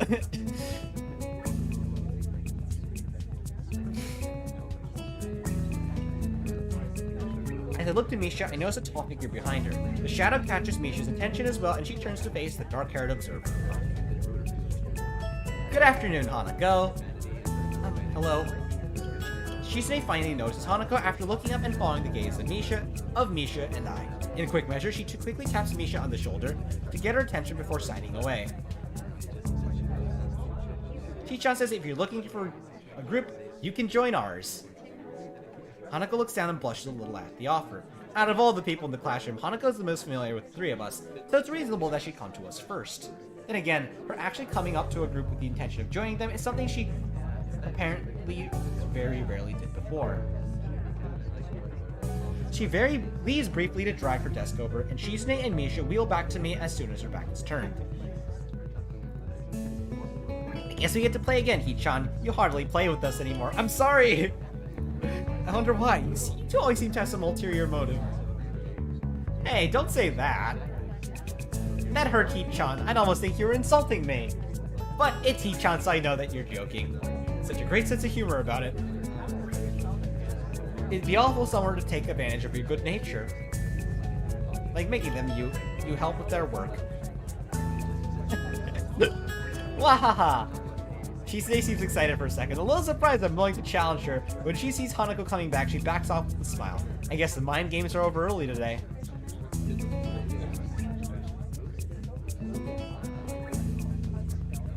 Hanako gently sets down her desk in front of Misha's. Her eyes are locked downward, and I'm left wondering why until I look around the class. Most are busy setting up their own groups, but a few are casting curious glances at her. At this range, it's hard to tell whether that is because that is where their interest in her ends, or if they are talking about her as well. Strange, no one bats an eyelid when Hanako runs out of class to avoid group work, but now that she's making an effort, they're staring at her as if she's done something wrong. We all move to sort ourselves, spreading our textbooks and worksheets around the larger surface created by the 4 joint desks. It isn't long before the class as a whole all get down to work. Hi, Hanako. It's nice to finally work with you. Yeah. Are you the reason Hee-chan has been avoiding us lately? Hee-chan says it's a little rude, but if Hee-chan wanted to spend time with a cute girl, it's understandable. I don't think it's like that. Hanako starts to fidget, unused to this kind of attention. I think that an ordinary person would drop the conversation by now, but Misha is like the antithesis of Hanako. Part of that includes being blind to ordinary social cues, while Hanako is overly sensitive to them. Are you sure she's blind to them, or if she actively ignores them? Because I feel like she's actively ignoring them sometimes. Because of that, Misha barrels ahead with the questions too quickly for me to get a chance to interject and guide the discussion somewhere more comfortable. Really? So he wasn't hanging out with you yesterday? No. I can feel my cover being blown already. Lily didn't want Hanako to know that we were out buying presents for her, let alone planning out her birthday party. It wouldn't be good for her to find out. Yeah, I was doing something else. You know how it is. Really, I wonder so important for Hee-chan to blow us off like that. If it wasn't to spend time with Hanako, then what could it be? It's really interesting. And this is starting to feel like an interrogation. I'm surprised at how Misha is able to exert such a feeling of pressure without actually intending to. Were you with Lily? Out of nowhere, Hanako managed to stumble on the answer. She may be dreadfully quiet and shy, but she's very intuitive. What makes you say that? Yesterday, Lily said something similar. Suspicious. Hee-chan, I demand that you explain yourself. Hey, shouldn't we be doing the assignment? Oh dear god. But it's so mysterious. Even Hanako wants to know. Oh, fuck! Oh, okay. Okay, I see why blowing off the student council is a bad idea. I turn to look at Hanako. It's true. From the expression on her face, it's obvious that she wants to know as well, and I think we're past the point where I could weasel out of having to provide an explanation. I apologize to Lily in my mind. She really did want to keep it a secret, but now it doesn't seem possible anymore. I feel a rush of conflicting emotions, so jumbled that I can't readily identify them, but they crash around my head. I try to calm down and speak. Alright, I'll tell you. I went to town with Lily, but it isn't what you think. Lily and I were... for Hanako's birthday, we were... The cat is out of the bag, but it looks like Hanako's taking it a little better than I thought she would. Oh. A brief silence passes through our little group as Shizuna and Misha look at each other sheepishly. I can tell they didn't intend their game to turn out like this. Misha looks up to Hanako in order to apologize, then pauses. Hanako's staring at the middle of her desk and barely moving. A maudlin expression on her face. I guess I was wrong about her taking it well. Hanako, I'm sorry. There's a few seconds pause, but Hanako lifts and shakes her head. It's okay. Her expression looks odd, like she's very tired. That doesn't seem natural, but it's nothing alarming. Nobody wants to continue with the current conversation, so we open our textbooks and begin our group work. Oh, great, this song again. This is pretty dull. While the equations were supposedly to work out as a group will take a while, most of it is going to be boringly mechanical. It also doesn't help that, while it didn't go as bad as it could have, it has left an awkward atmosphere around us. Still, we manage.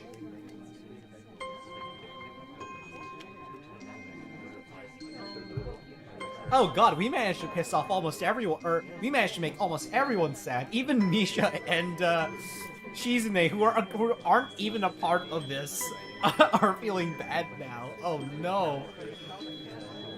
Shizune's face betrays that she has about the same expectation of our work as I do, and the two of us begin to write our group's results. Misha, on the other hand, is scratching up her lips and trying visibly to make heads or tails of what we're doing. Hanako is looking on quietly, absorbing what we write and what I say. She uses the same expression when the teacher speaks. It's a shame her attendance is so unreliable. The way she takes in information, I think she'd do quite well in class if she actually followed the lessons regularly. I wonder if this is why Shizune seems so hard on her. Hey, Hanako, do you understand this? Misha looks to Hanako, but I suspect her hope is more to find a comrade in ignorance than genuine help. Not really, I guess. I'm surprised at how tense she is in answering, but she settles back down. Oh, okay, no, I think I get it. You're supposed to have Hanako open up to other people. Like Misha and Shizune. Even though they're sort of rivals with Lily, it's like, I'm sure she'd be, like, happy to know that she's making new friends, but no, now it's just awkward. She hasn't made new friends, it's just awkward between them. Relax, I'm on a doomed route. This is purposeful. I'm surprised at how tense she is in answering, but she settles back down. She breathes out, and the way her upper body and head lowers remind me of a deflating balloon. Okay, I could go over this bit if you want. Hanako shakes her head slightly, but then again, I don't think she needs the extra explanation despite what she said. Misha quickly interjects, entirely oblivious, and I end up slowly going through how we ended up getting to one of our results, step by step. Times like this remind me that work may not be as mechanical for everyone. It rather feels that way due to my grasping the subject. It's a satisfying feeling. As Misha brings her ball fist onto an open hand in realization, I discover another nice feeling as my explanation got through to her, and she manages to work out the next equation herself with a minimum of guidance. Throughout all this, Hanako is unusually unresponsive. She's not normally very quiet, but one can see her eyes roving periodically over the landscape of the classroom in front of her, or anxiously moving her hand in some way or shifting her shoulders periodically. Oh, shit, I think I just realized something. Oh no, oh no, oh no. Right now, these small movements I've gotten used to seeing are all missing. Someone not moving at all is definitely weird. Even Misha could tell there's something wrong. Hanako, are you sure you're okay? Yes. Misha's a lot more, Misha's able to notice people's emotions a lot better than you think, Hisao. When I was trying to get the bad ending for Amy, she almost bailed me out of that. Yes. Are you sure? Fine. A little more strongly this time, but she turns away as she says it. It only makes me doubt her answer, yet at the same time, I can tell she doesn't want to talk about it further.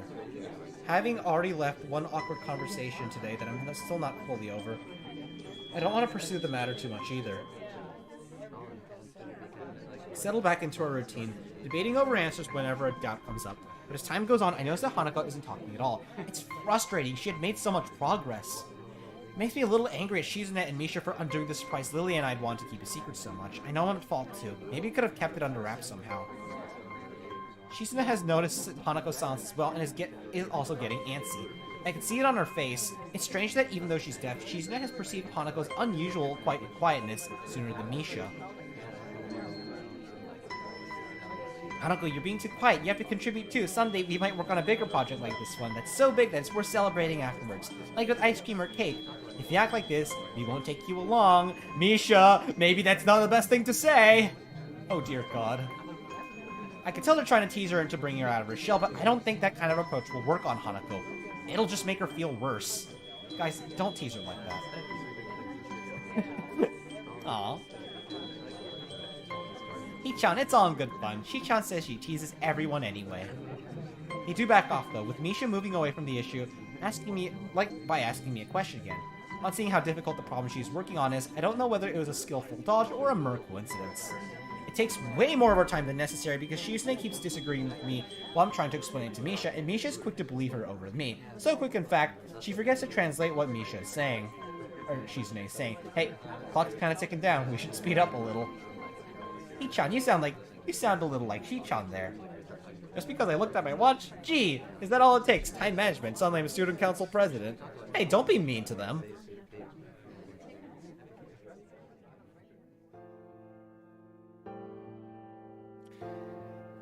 Oh no. I look at Hanako's desk to see how she's doing and freeze. Her papers are covered in equations, but Hanako's only halfway there. It seems like she hasn't written anything in the past 20 minutes. When I realize that, I want to kick myself for how dumb I've been. I should have known that someone as fragile as Hanako... Please don't tell me that Hanako and Lily's friendship might break too, because I have a feeling that's gonna happen. I should have known that someone as fragile as Hanako isn't going to... No, it's fine, it's fine. This is not a canon ending. I followed the guide to purposely get a bad ending. I'm not following my instincts. that is a big pile of copium. Whatever, I don't care what happens in this route. This is the intentionally bad one. I'm gonna raise my volume just a little bit. I should have known someone as fragile as Hanako wasn't just going to brush off what happened so easily, but I've been so eager to move on from an awkward situation to notice. She has been slowly shutting down for the last half hour, and I had no clue. Her pen is still in her hand, but she doesn't slowly spin around like she usually does.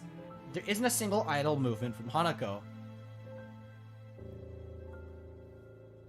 Only the fact that she tries to inch away once she feels Shizune, Misha, and me looking at her tells me that she is still conscious. We look away, and at least in my case, it's partially out of shame that's gotten to this point. Though on the outside she is shut down almost completely, I know it's a different story on the inside. What kind of things could she be thinking about as she tries harder and harder to shrink into herself, as if willing that she could somehow disappear? Everyone is looking at her. Now, oh no! Stealing quick glances in between putting the finishing touches on their work. Misha attempts to ask her what's wrong. The whole classroom? Oh dear god. I mean... Misha attempts to ask her what's wrong, but that only makes the problem worse. If she weren't frozen to her seat, she'd probably run out of the room right now. Misha's questions are loud enough to... Oh, Misha's questions are loud enough to be heard throughout the entire classroom, and for a second, I'm ready to snap at her because I can only imagine how much worse it's making Hanako feel. Of course, were I to do that, it would only make the situation worse, exactly. I believe that Hanako had gotten stronger, and she has, but it wasn't enough.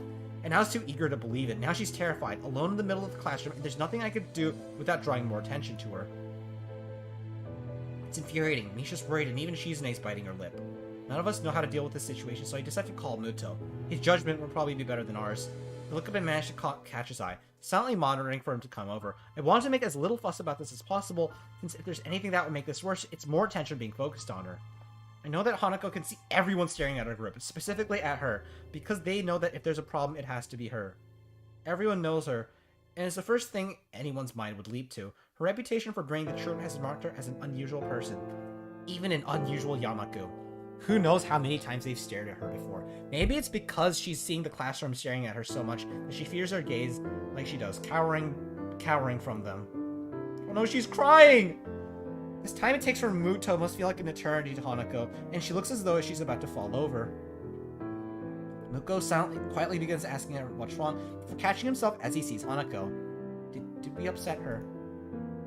Don't worry. Muto bends down after calming Misha and looks intently at Hanako's face. Hi, Kazawa. Can I help you at all? His voice is hushed and gentle. Okay, so this is the power of a... I know, they're all going to be trained in, like...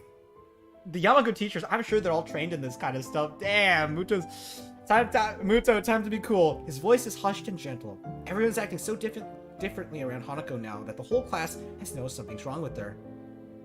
Muto doesn't respond, so Muto gently rests a hand on her shoulder. Oh no, she's trembling! She starts shaking at his touch, but won't even look up. Hanako continues to stare into the equations on her desk, her vision so unfocused that I doubt she even sees them. She's worse than before. I remember that not even an hour ago, she was able to talk to him almost normally. Muto grimaces a bit as he stands again, and now that his expression has changed, I can see he wasn't exactly unaffected by what happened either. He takes a deep breath to settle himself before speaking in a very quiet voice. I'm a little impressed at how quietly he takes control of the situation. Is that it? Nothing's wrong then.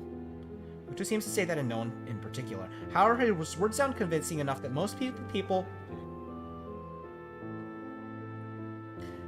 who were looking over Hanako now turn away, getting back to their work.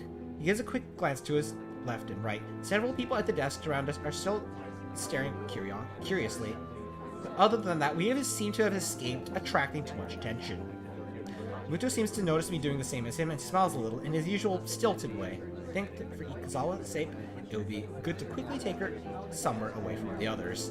Nakai, Hiyamichi, could you take Ikazawa out of the classroom? I'll keep everyone settled, so please don't worry about anything but her, okay? He looks at Misha to tell her to interpret her words for Shizune, but she's already finishing her translation by the time he does so. It's remarkable how little thought she needs to sign, as she still looks quite dazed otherwise.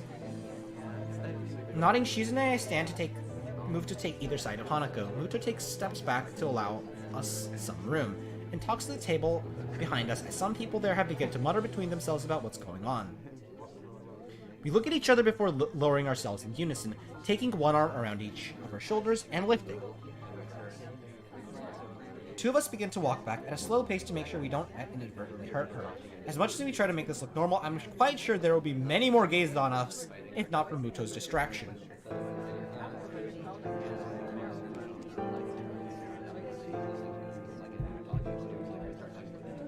Eventually, thankfully, we reach our door and go through. Nobody's outside, so we walk down the hallway. It doesn't seem like it's making her any more at ease than she was in the classroom. Finally, I ask her if she just wants to sit down. For a while, we simply stay in place and wait for her to say something. Shizune tentatively rubs Hanako's shoulder a little, but there's no response. Eventually, she shakes her head a little when Shizune tries again. Both of us are looking at her, so we pick up on it immediately. Shizune's hand again comes to rest on Hanako's shoulder as she awakens, her face lifting the two very worried and anxious people around her. She looks at us silently for a while. I'm initially worried that she might freak out or do something extreme, but those fears prove unwarranted as her expression slowly changes from almost lifeless blank stare to a more normal withdrawn shyness. She wordlessly lowers her head, her eyes evasively moving to the side. She looks embarrassed, almost ashamed. I want to say something, anything to help. I can't, though. I don't really know what just happened or what even caused it. I feel helpless and ashamed of myself for not being of any use. Shizune sighs before looking at me. Even without words, I can tell what she's thinking. I'll take Hanako to the nurse. Is that okay by you? I try to communicate my intentions through hand gestures, but I don't feel like I managed to get through to her very well. Shizune makes a very dreary face in response to my gesticulations, confirming my impression. She stabs her finger in the air decisively, first at me, then at Hanako, then towards the stairs. She waits for me to nod before pointing at herself, pointing at the door to the classroom. I get the feeling Shizune is much better at this than I am. I nod at her since her plan is, after all, the same as mine. Shizune gets ready to make her exit, but she only leaves after looking at Hanako for quite some time. Are you okay with me taking you to the nurse's office? Hanako doesn't say anything or nod, but she stands up in place by herself, and when I begin to walk, she obediently follows. I've read about people being catatonic before, but I think this is a time I'm seeing it for myself. She looks extremely tired. After everything that's happened, it's not a surprise. After Hanako silently takes off her shoes and lies on the bed of the infirmary, the nurse and I take our leave. He shuts the curtain behind us. We both take a seat, and I quietly and thoroughly go through everything that happened in quite some detail. I want to understand what happened, and the nurse has a good chance as anyone of knowing. He nods. Hey, nurse! He nods throughout my explanation, his face looking troubled as I finish. It must have been very troubling for you to have seen all this. I'd be lying if I said I wasn't. I get that she What? She fainted? But I don't really understand anything about why it happened or why she's acting like this. Fainted? He nodded, but his face is clouded. You don't know either. Well, he seems more like a physical-based nurse, not necessarily a mental one. Well, yes and no, it's complicated. I assume you've heard about the concept of patient confidentiality at some point. There's a bit of a minefield in that respect. This is a matter for me, Ikuzawa, and her therapist. I moved to protest, but I think better. That is correct. Nurse is correct. I moved to protest, but I think better of it. I want to deny what he says, but if I think through this rationally, what he says makes perfect sense. I understand. Good.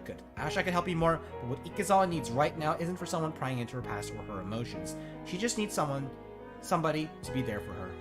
She needs a friend. For what it's worth, I think you've done well in bringing her here. Sounds like you and your friends dealt with the situation well, too. I'd give you a lollipop or a sticker as a reward, but you might be getting a little too old for either. God, the nurse is just goated, I want to say. So Shady seems mostly restricted to Amy's route. He gives a cocky grin, obviously trying his best to lighten the mood and the atmosphere. I'm not really in a laughing mood, but he does manage to get a smile out of me. Thanks. Do you mind if I stay here with Hanako? I appreciate the thought, but I think it would be better to let her rest for now. She'll be back to her dormitory room this evening, so you could visit her then. I agree with him before standing. It all feels like all I could do around the nurse is humbly agree to what he says, but it was the same with the doctors in the hospital, too. The walk back to the classroom is a long one, my mind feeling heavy under the weight of so many things happening so suddenly.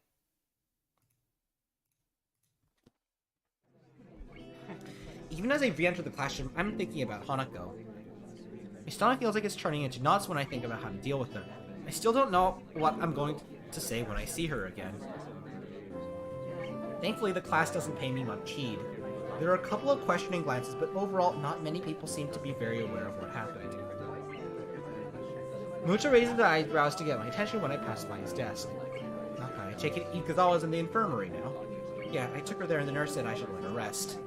Muto nods, assuring me that I made the right call. He scratches his chin for a second before rising from his desk. Everyone, I want you to continue with the exercise. Nakai, I'll see you in the hallway, please. Speech is hushed, but overall he doesn't seem to be acting too differently from how he usually does. Being a teacher, maybe it's to be expected. As we go into the hallway, I notice him to take a quick glance left and right to check if there are any students milling around. The hallway is nearly soundless, but I can't think of anything except waiting for Muto to speak. Nakai, what do you think the purpose of the school is? To cater to the needs of disabled students? Muto scratches his head as he shakes it. No, if we wanted to do that, we would have built a whole new school from scratch. One floor, talking whiteboards. What? That kind of thing. Look around, Nakai. This school is all about giving you a future that you would have been denied in regular education. Huh? Think of it this way. If we wanted you to graduate and go straight to a hospital, do you think we'd put in this much effort? Cater to the needs of disabled. The bluntness of Muto's statement temporarily stuns me, causing me to forget about the immediate situation. No? That's right, we want you all to believe as useful members of society. I'm not quite sure I'm following you. I have high hopes for you, Nakai. You're possibly the first student that I've had that gets my lectures. This isn't something a teacher should be admitting so freely. You could easily take the studies of science well to university. Have you ever Oh, Muto's still awesome here! Have you ever considered that? I can't say I have. What have you considered? For your future, that is. I can't say I put much thought into my future. For a moment, I'm distinctly reminded of Lily questioning me about the same subject. It's only been a little over 5 months since I was gasping for air on the ground. It's too soon for me to be thinking about that future, and besides, Hanako's problem seems much bigger to me right now. Muto gives a bit disapproving sign before continuing. Think of this place as an opportunity. Here you have boundless facilities, good teachers, plus the added bonus of the nurse and his staff. You should be doing nothing but thinking of the future. Right. As I raise my head to meet his gesture, a thought occurs to me. It's almost like Muto totally sidestepped the issue at hand. Excuse me, but why does none of the staff seem to care when Hanako skips class? I've seen you watch her walk out of the classroom more than once. Shouldn't you say something? Well, Nakai, it's not really that simple. Every student here has special needs. If it were for that, then we wouldn't have a school here. For example, I wouldn't keep you in class if you're having trouble breathing, would I? But that's not... Which cuts me off before I can even think about finishing my sentence. Ikuzawa's case is very much like that, but instead of CPR or a pacemaker, what she needs is time and space. The faculty was made aware of this from the day she arrived here, thus whenever she feels the need to leave classes, we let her do so. And even though she isn't a star pupil, she seems to pass all of her exams, so it hasn't affected her ability to study. Isn't that enough? I opened my mouth to protest, but I can't find a fault in his argument. While her condition does at first seem to have been wholly psychological, its worst physiological, its worst effects seem to have been on her psyche. It still puts me off, though. Isn't he just passing on the responsibility for a problem? Surely she can't go on like this for her entire life.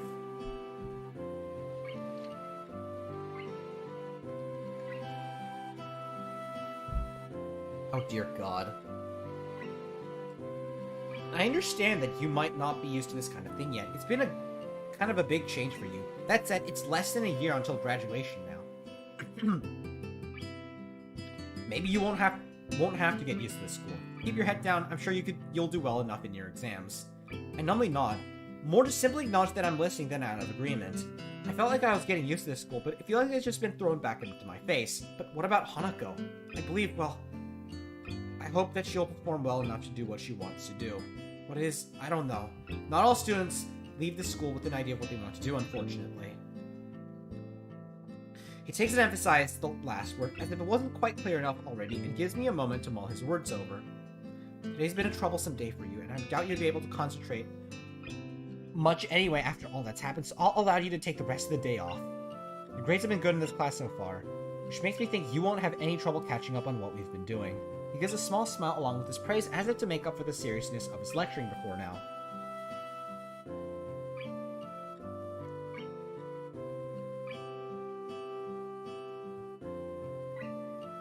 Sorry. Go collect your things, and I'll see you tomorrow. Right. Thank you. Muto's roundabout speech has left my thoughts scattered. I'm still not closer to working out what I could do for Hanako. If anything, my mind is all the more confused after what Muto said. I'm also still bothered by the fact that Hanako was helped at least as much by Shizune, her enemy by proxy as much as myself. Why? I still don't know whether that is just male bravado or a genuine concern. Man, I have male bravado, and even I would not worry about that. While I collect Hanako and my things from the class, I continue to try and sort out my feelings. I want to say that I understand her, and that I'm there for her, but while I might have been able to say that just yesterday, I can't say it now. I wish I could. I lay on my bed, trying to collect my thoughts. After Hanako's panic attack, I found myself fundamentally reassessing the relationship we share and what I know about her. I had a hard enough time dealing with 4 months in the hospital. One look at her scars telling me that she was in one for a lot longer than I was. Be that as it may, I know next to nothing about her past. She's told me about the house fire, but only in the most basic way. What of her family? I still haven't asked Lily about them. There hasn't been a good opportunity to bring it up. I don't know where she grew up or what her old school is like, nor of her past friends, her wishes and ambitions, not even her taste in music, food, and movies, all the little things I know about all my old friends. Just whatever have I been doing for all this time I've been with her and Lily? In the distance, I hear the bell signaling the end of classes. With any luck, Lily will soon realize that neither Hanako nor I are around and return to the dormitories. My mobile phone starts to ring, cutting my thinking short. It quite startles me, as I've rarely been called since coming to Yamaku. Oh, hello, Hisao Nakai speaking. Oh, Hisao, I'm glad I found you. You weren't at any of our usual places, so I thought this would be the fastest way to contact you. I probably should have guessed it would be Lily, as she's one of the few people I've given my number to. Even though, through the phone, her voice sounds slightly on edge. Hanako and I left class early. She had some kind of panic attack. The line goes silent. If it weren't for the background static, I would have thought Lily had hung up on me. I understand. Could you come by my room? I'd like to talk with you. Sure, I'd appreciate the chance to have a bit of a talk, actually. Good, good. I also have some bad news. I think we should discuss this in person. It's hard to grasp the seriousness of the situation from Lily's tone. She sounds so calm most of the time, but that could be a good or bad thing depending on how you look at it. Okay, I'll be right there. I collect Hanako's school things from my desk and head straight to Lily's room. I rap my knuckles on her door, and she soon calls me in. Lily sits at the table inside of her room, looking a little worse for wear. I guess that's because of the bad news. Following her gesture of invitation, I sit across her and lay Hanako's things on the table. Well, there's no point in either of us waiting. Would you mind going first, Hisao? What happened today? My memory of the incident is beginning to fade, but I explain it as best as I can to Lily. Inviting Hanako to work with the group, Shizune and Misha's questioning our foray into the town getting discovered and as a subsequent panic attack. I had Shizune's reaction almost as an afterthought, but Lily seems to take some kind of comfort in hearing about it. I guess rivals don't become rivals for no reason. There must be some kind of history there, but now isn't the time to explore it. You see, she had her therapist sessions with helping, but I had my doubts. It's quite a shame. Her birthday caused problems before, but I'd hoped that she would... Oh no! Oh no! Wait.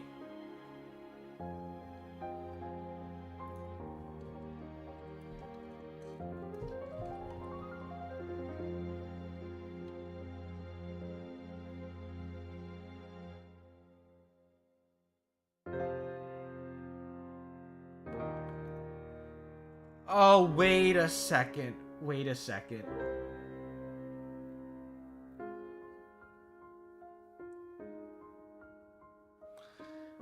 Oh. Okay. Okay, game. Okay, game. I see how it is. Where's Hanako now? Last time I saw her, she was in the infirmary. I guess she's gone back to her room by now. She wasn't in the library or the team room when I checked, so I can only assume that, too. You could say that she's also had some bad news. What's the matter? Does it concern Hanako? Lily shifts her position, her body's way of saying she's searching for the right words. My aunt has fallen gravely ill. Oh! My aunt, I'm afraid I'm going to be heading back to Scotland to visit her and to spend some time with my family. What? Is she alright? When did you leave? I'm not altogether exactly how well she's faring at the moment. The last I heard, she was stable. I'll be leaving Saturday. It's the earliest flight that I could get.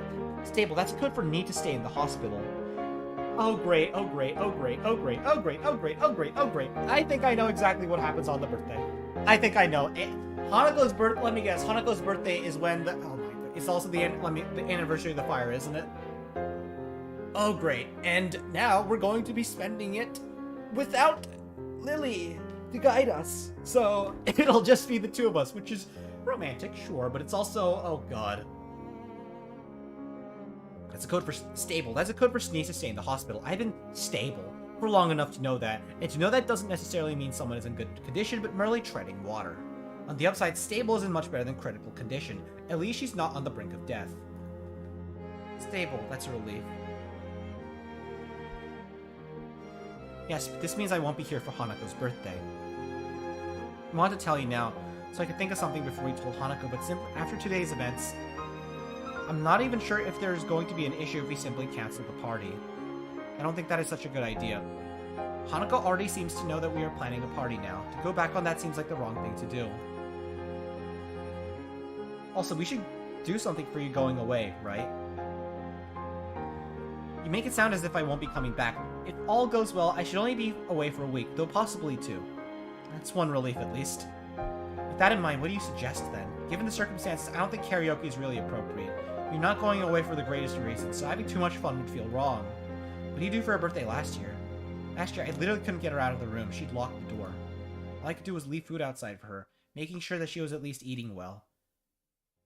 Wow! Okay. This is perhaps the most depressed I've ever seen and heard Lily act. I feel sorry for her, given how defeated she must have felt to be unable to help her closest friend. Perhaps it would be better to throw the party before you leave, then. That does sound it would be the easiest option. I think we should tell at least Hanako about both your trip and her party. I have her things from class as well.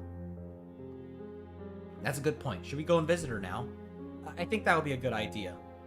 Oh, great. Part of me is dying to see Hanako. Last time I saw her, she looked like death walking, and these last few hours have torn me apart just thinking about that.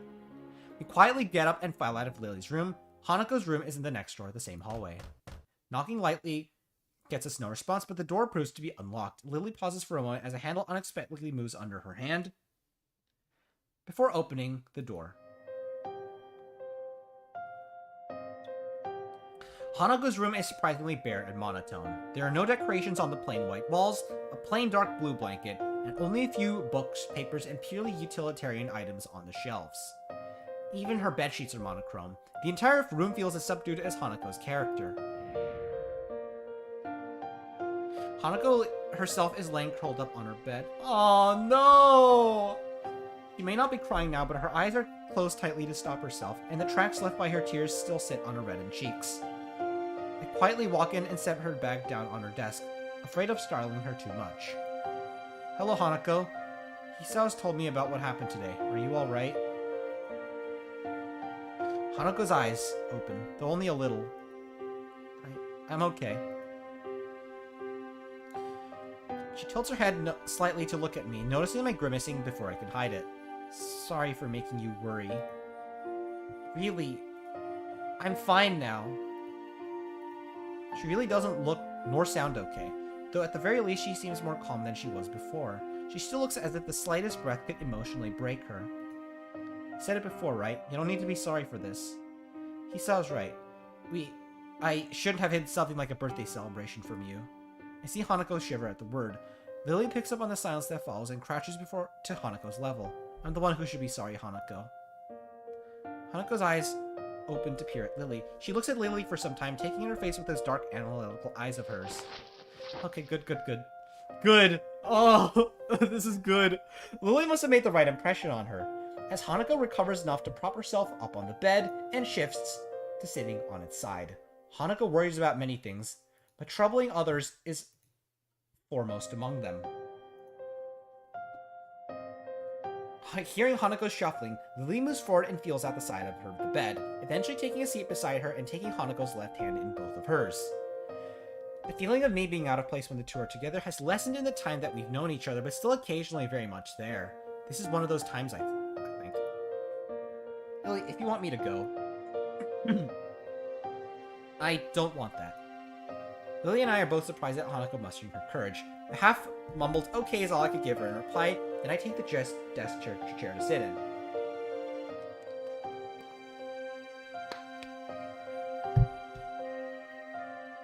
Hanako, I'm afraid I have some bad news.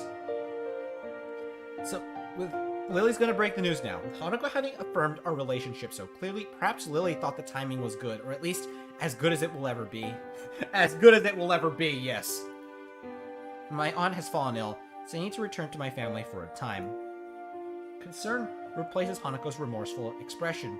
Your family, you mean in Scotland, right? That's right, Akira and I will be leaving Saturday.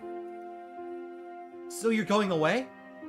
I won't be gone for long, probably only for a week or two. I'll be back before you know it, and Hisao will be here, right?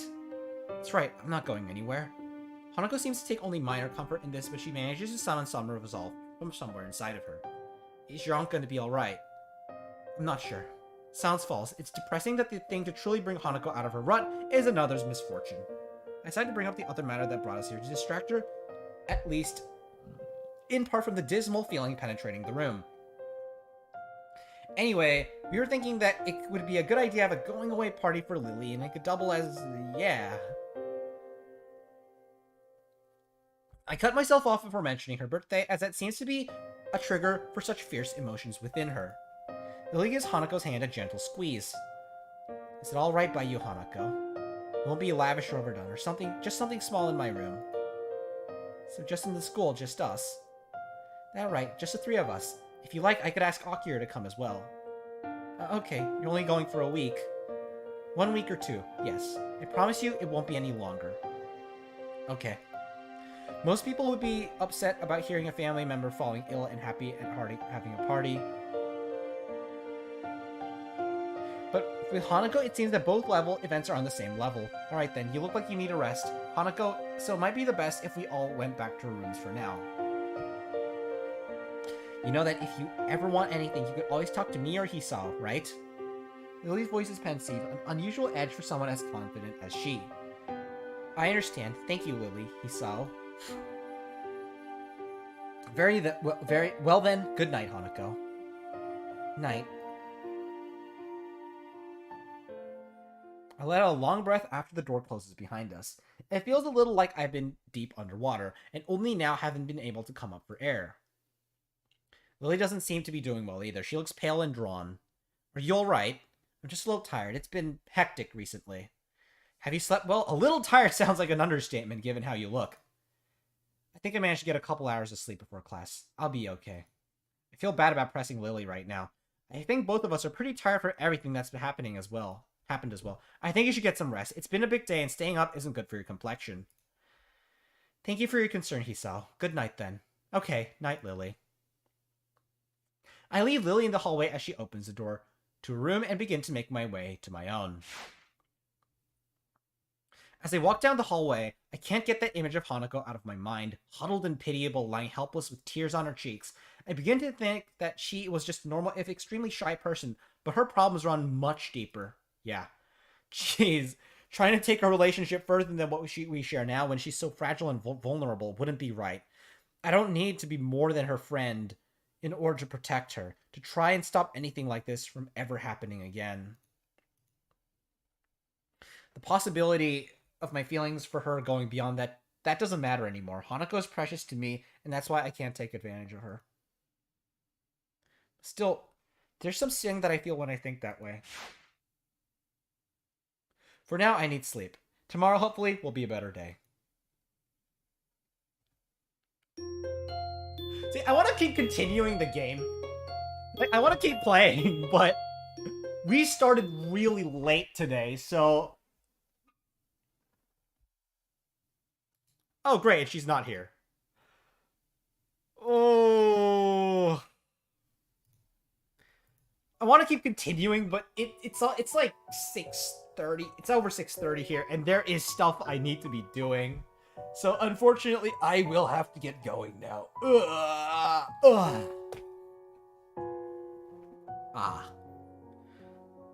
I want to keep playing, goddammit. But I'm also kind of tired physically. Like, my brain wants to keep going. But I know that I have other stuff to do, and dear God.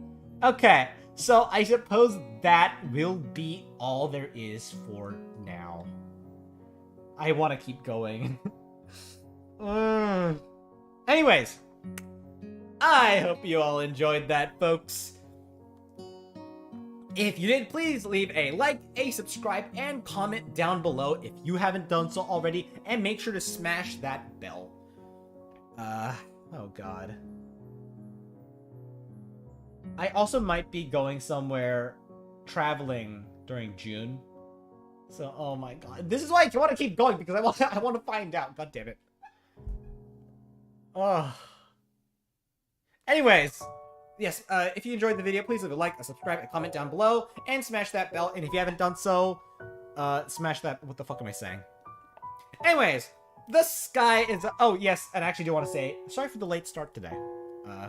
Technical difficulties. I recently, did a bunch of crazy stuff on my drivers and stuff, and because of that, the OBS was being funky. Anyways, the sky is up, and you guys are awesome. Please be okay, Haruka. The skies are up, and you guys are awesome. I will see you all in the next video. Which, I'm not sure if I'm gonna do Needy Streamer Overdose, or if I'm gonna do... I kind of want to play... I don't know. We'll have to see. We'll cross that bridge when we get there.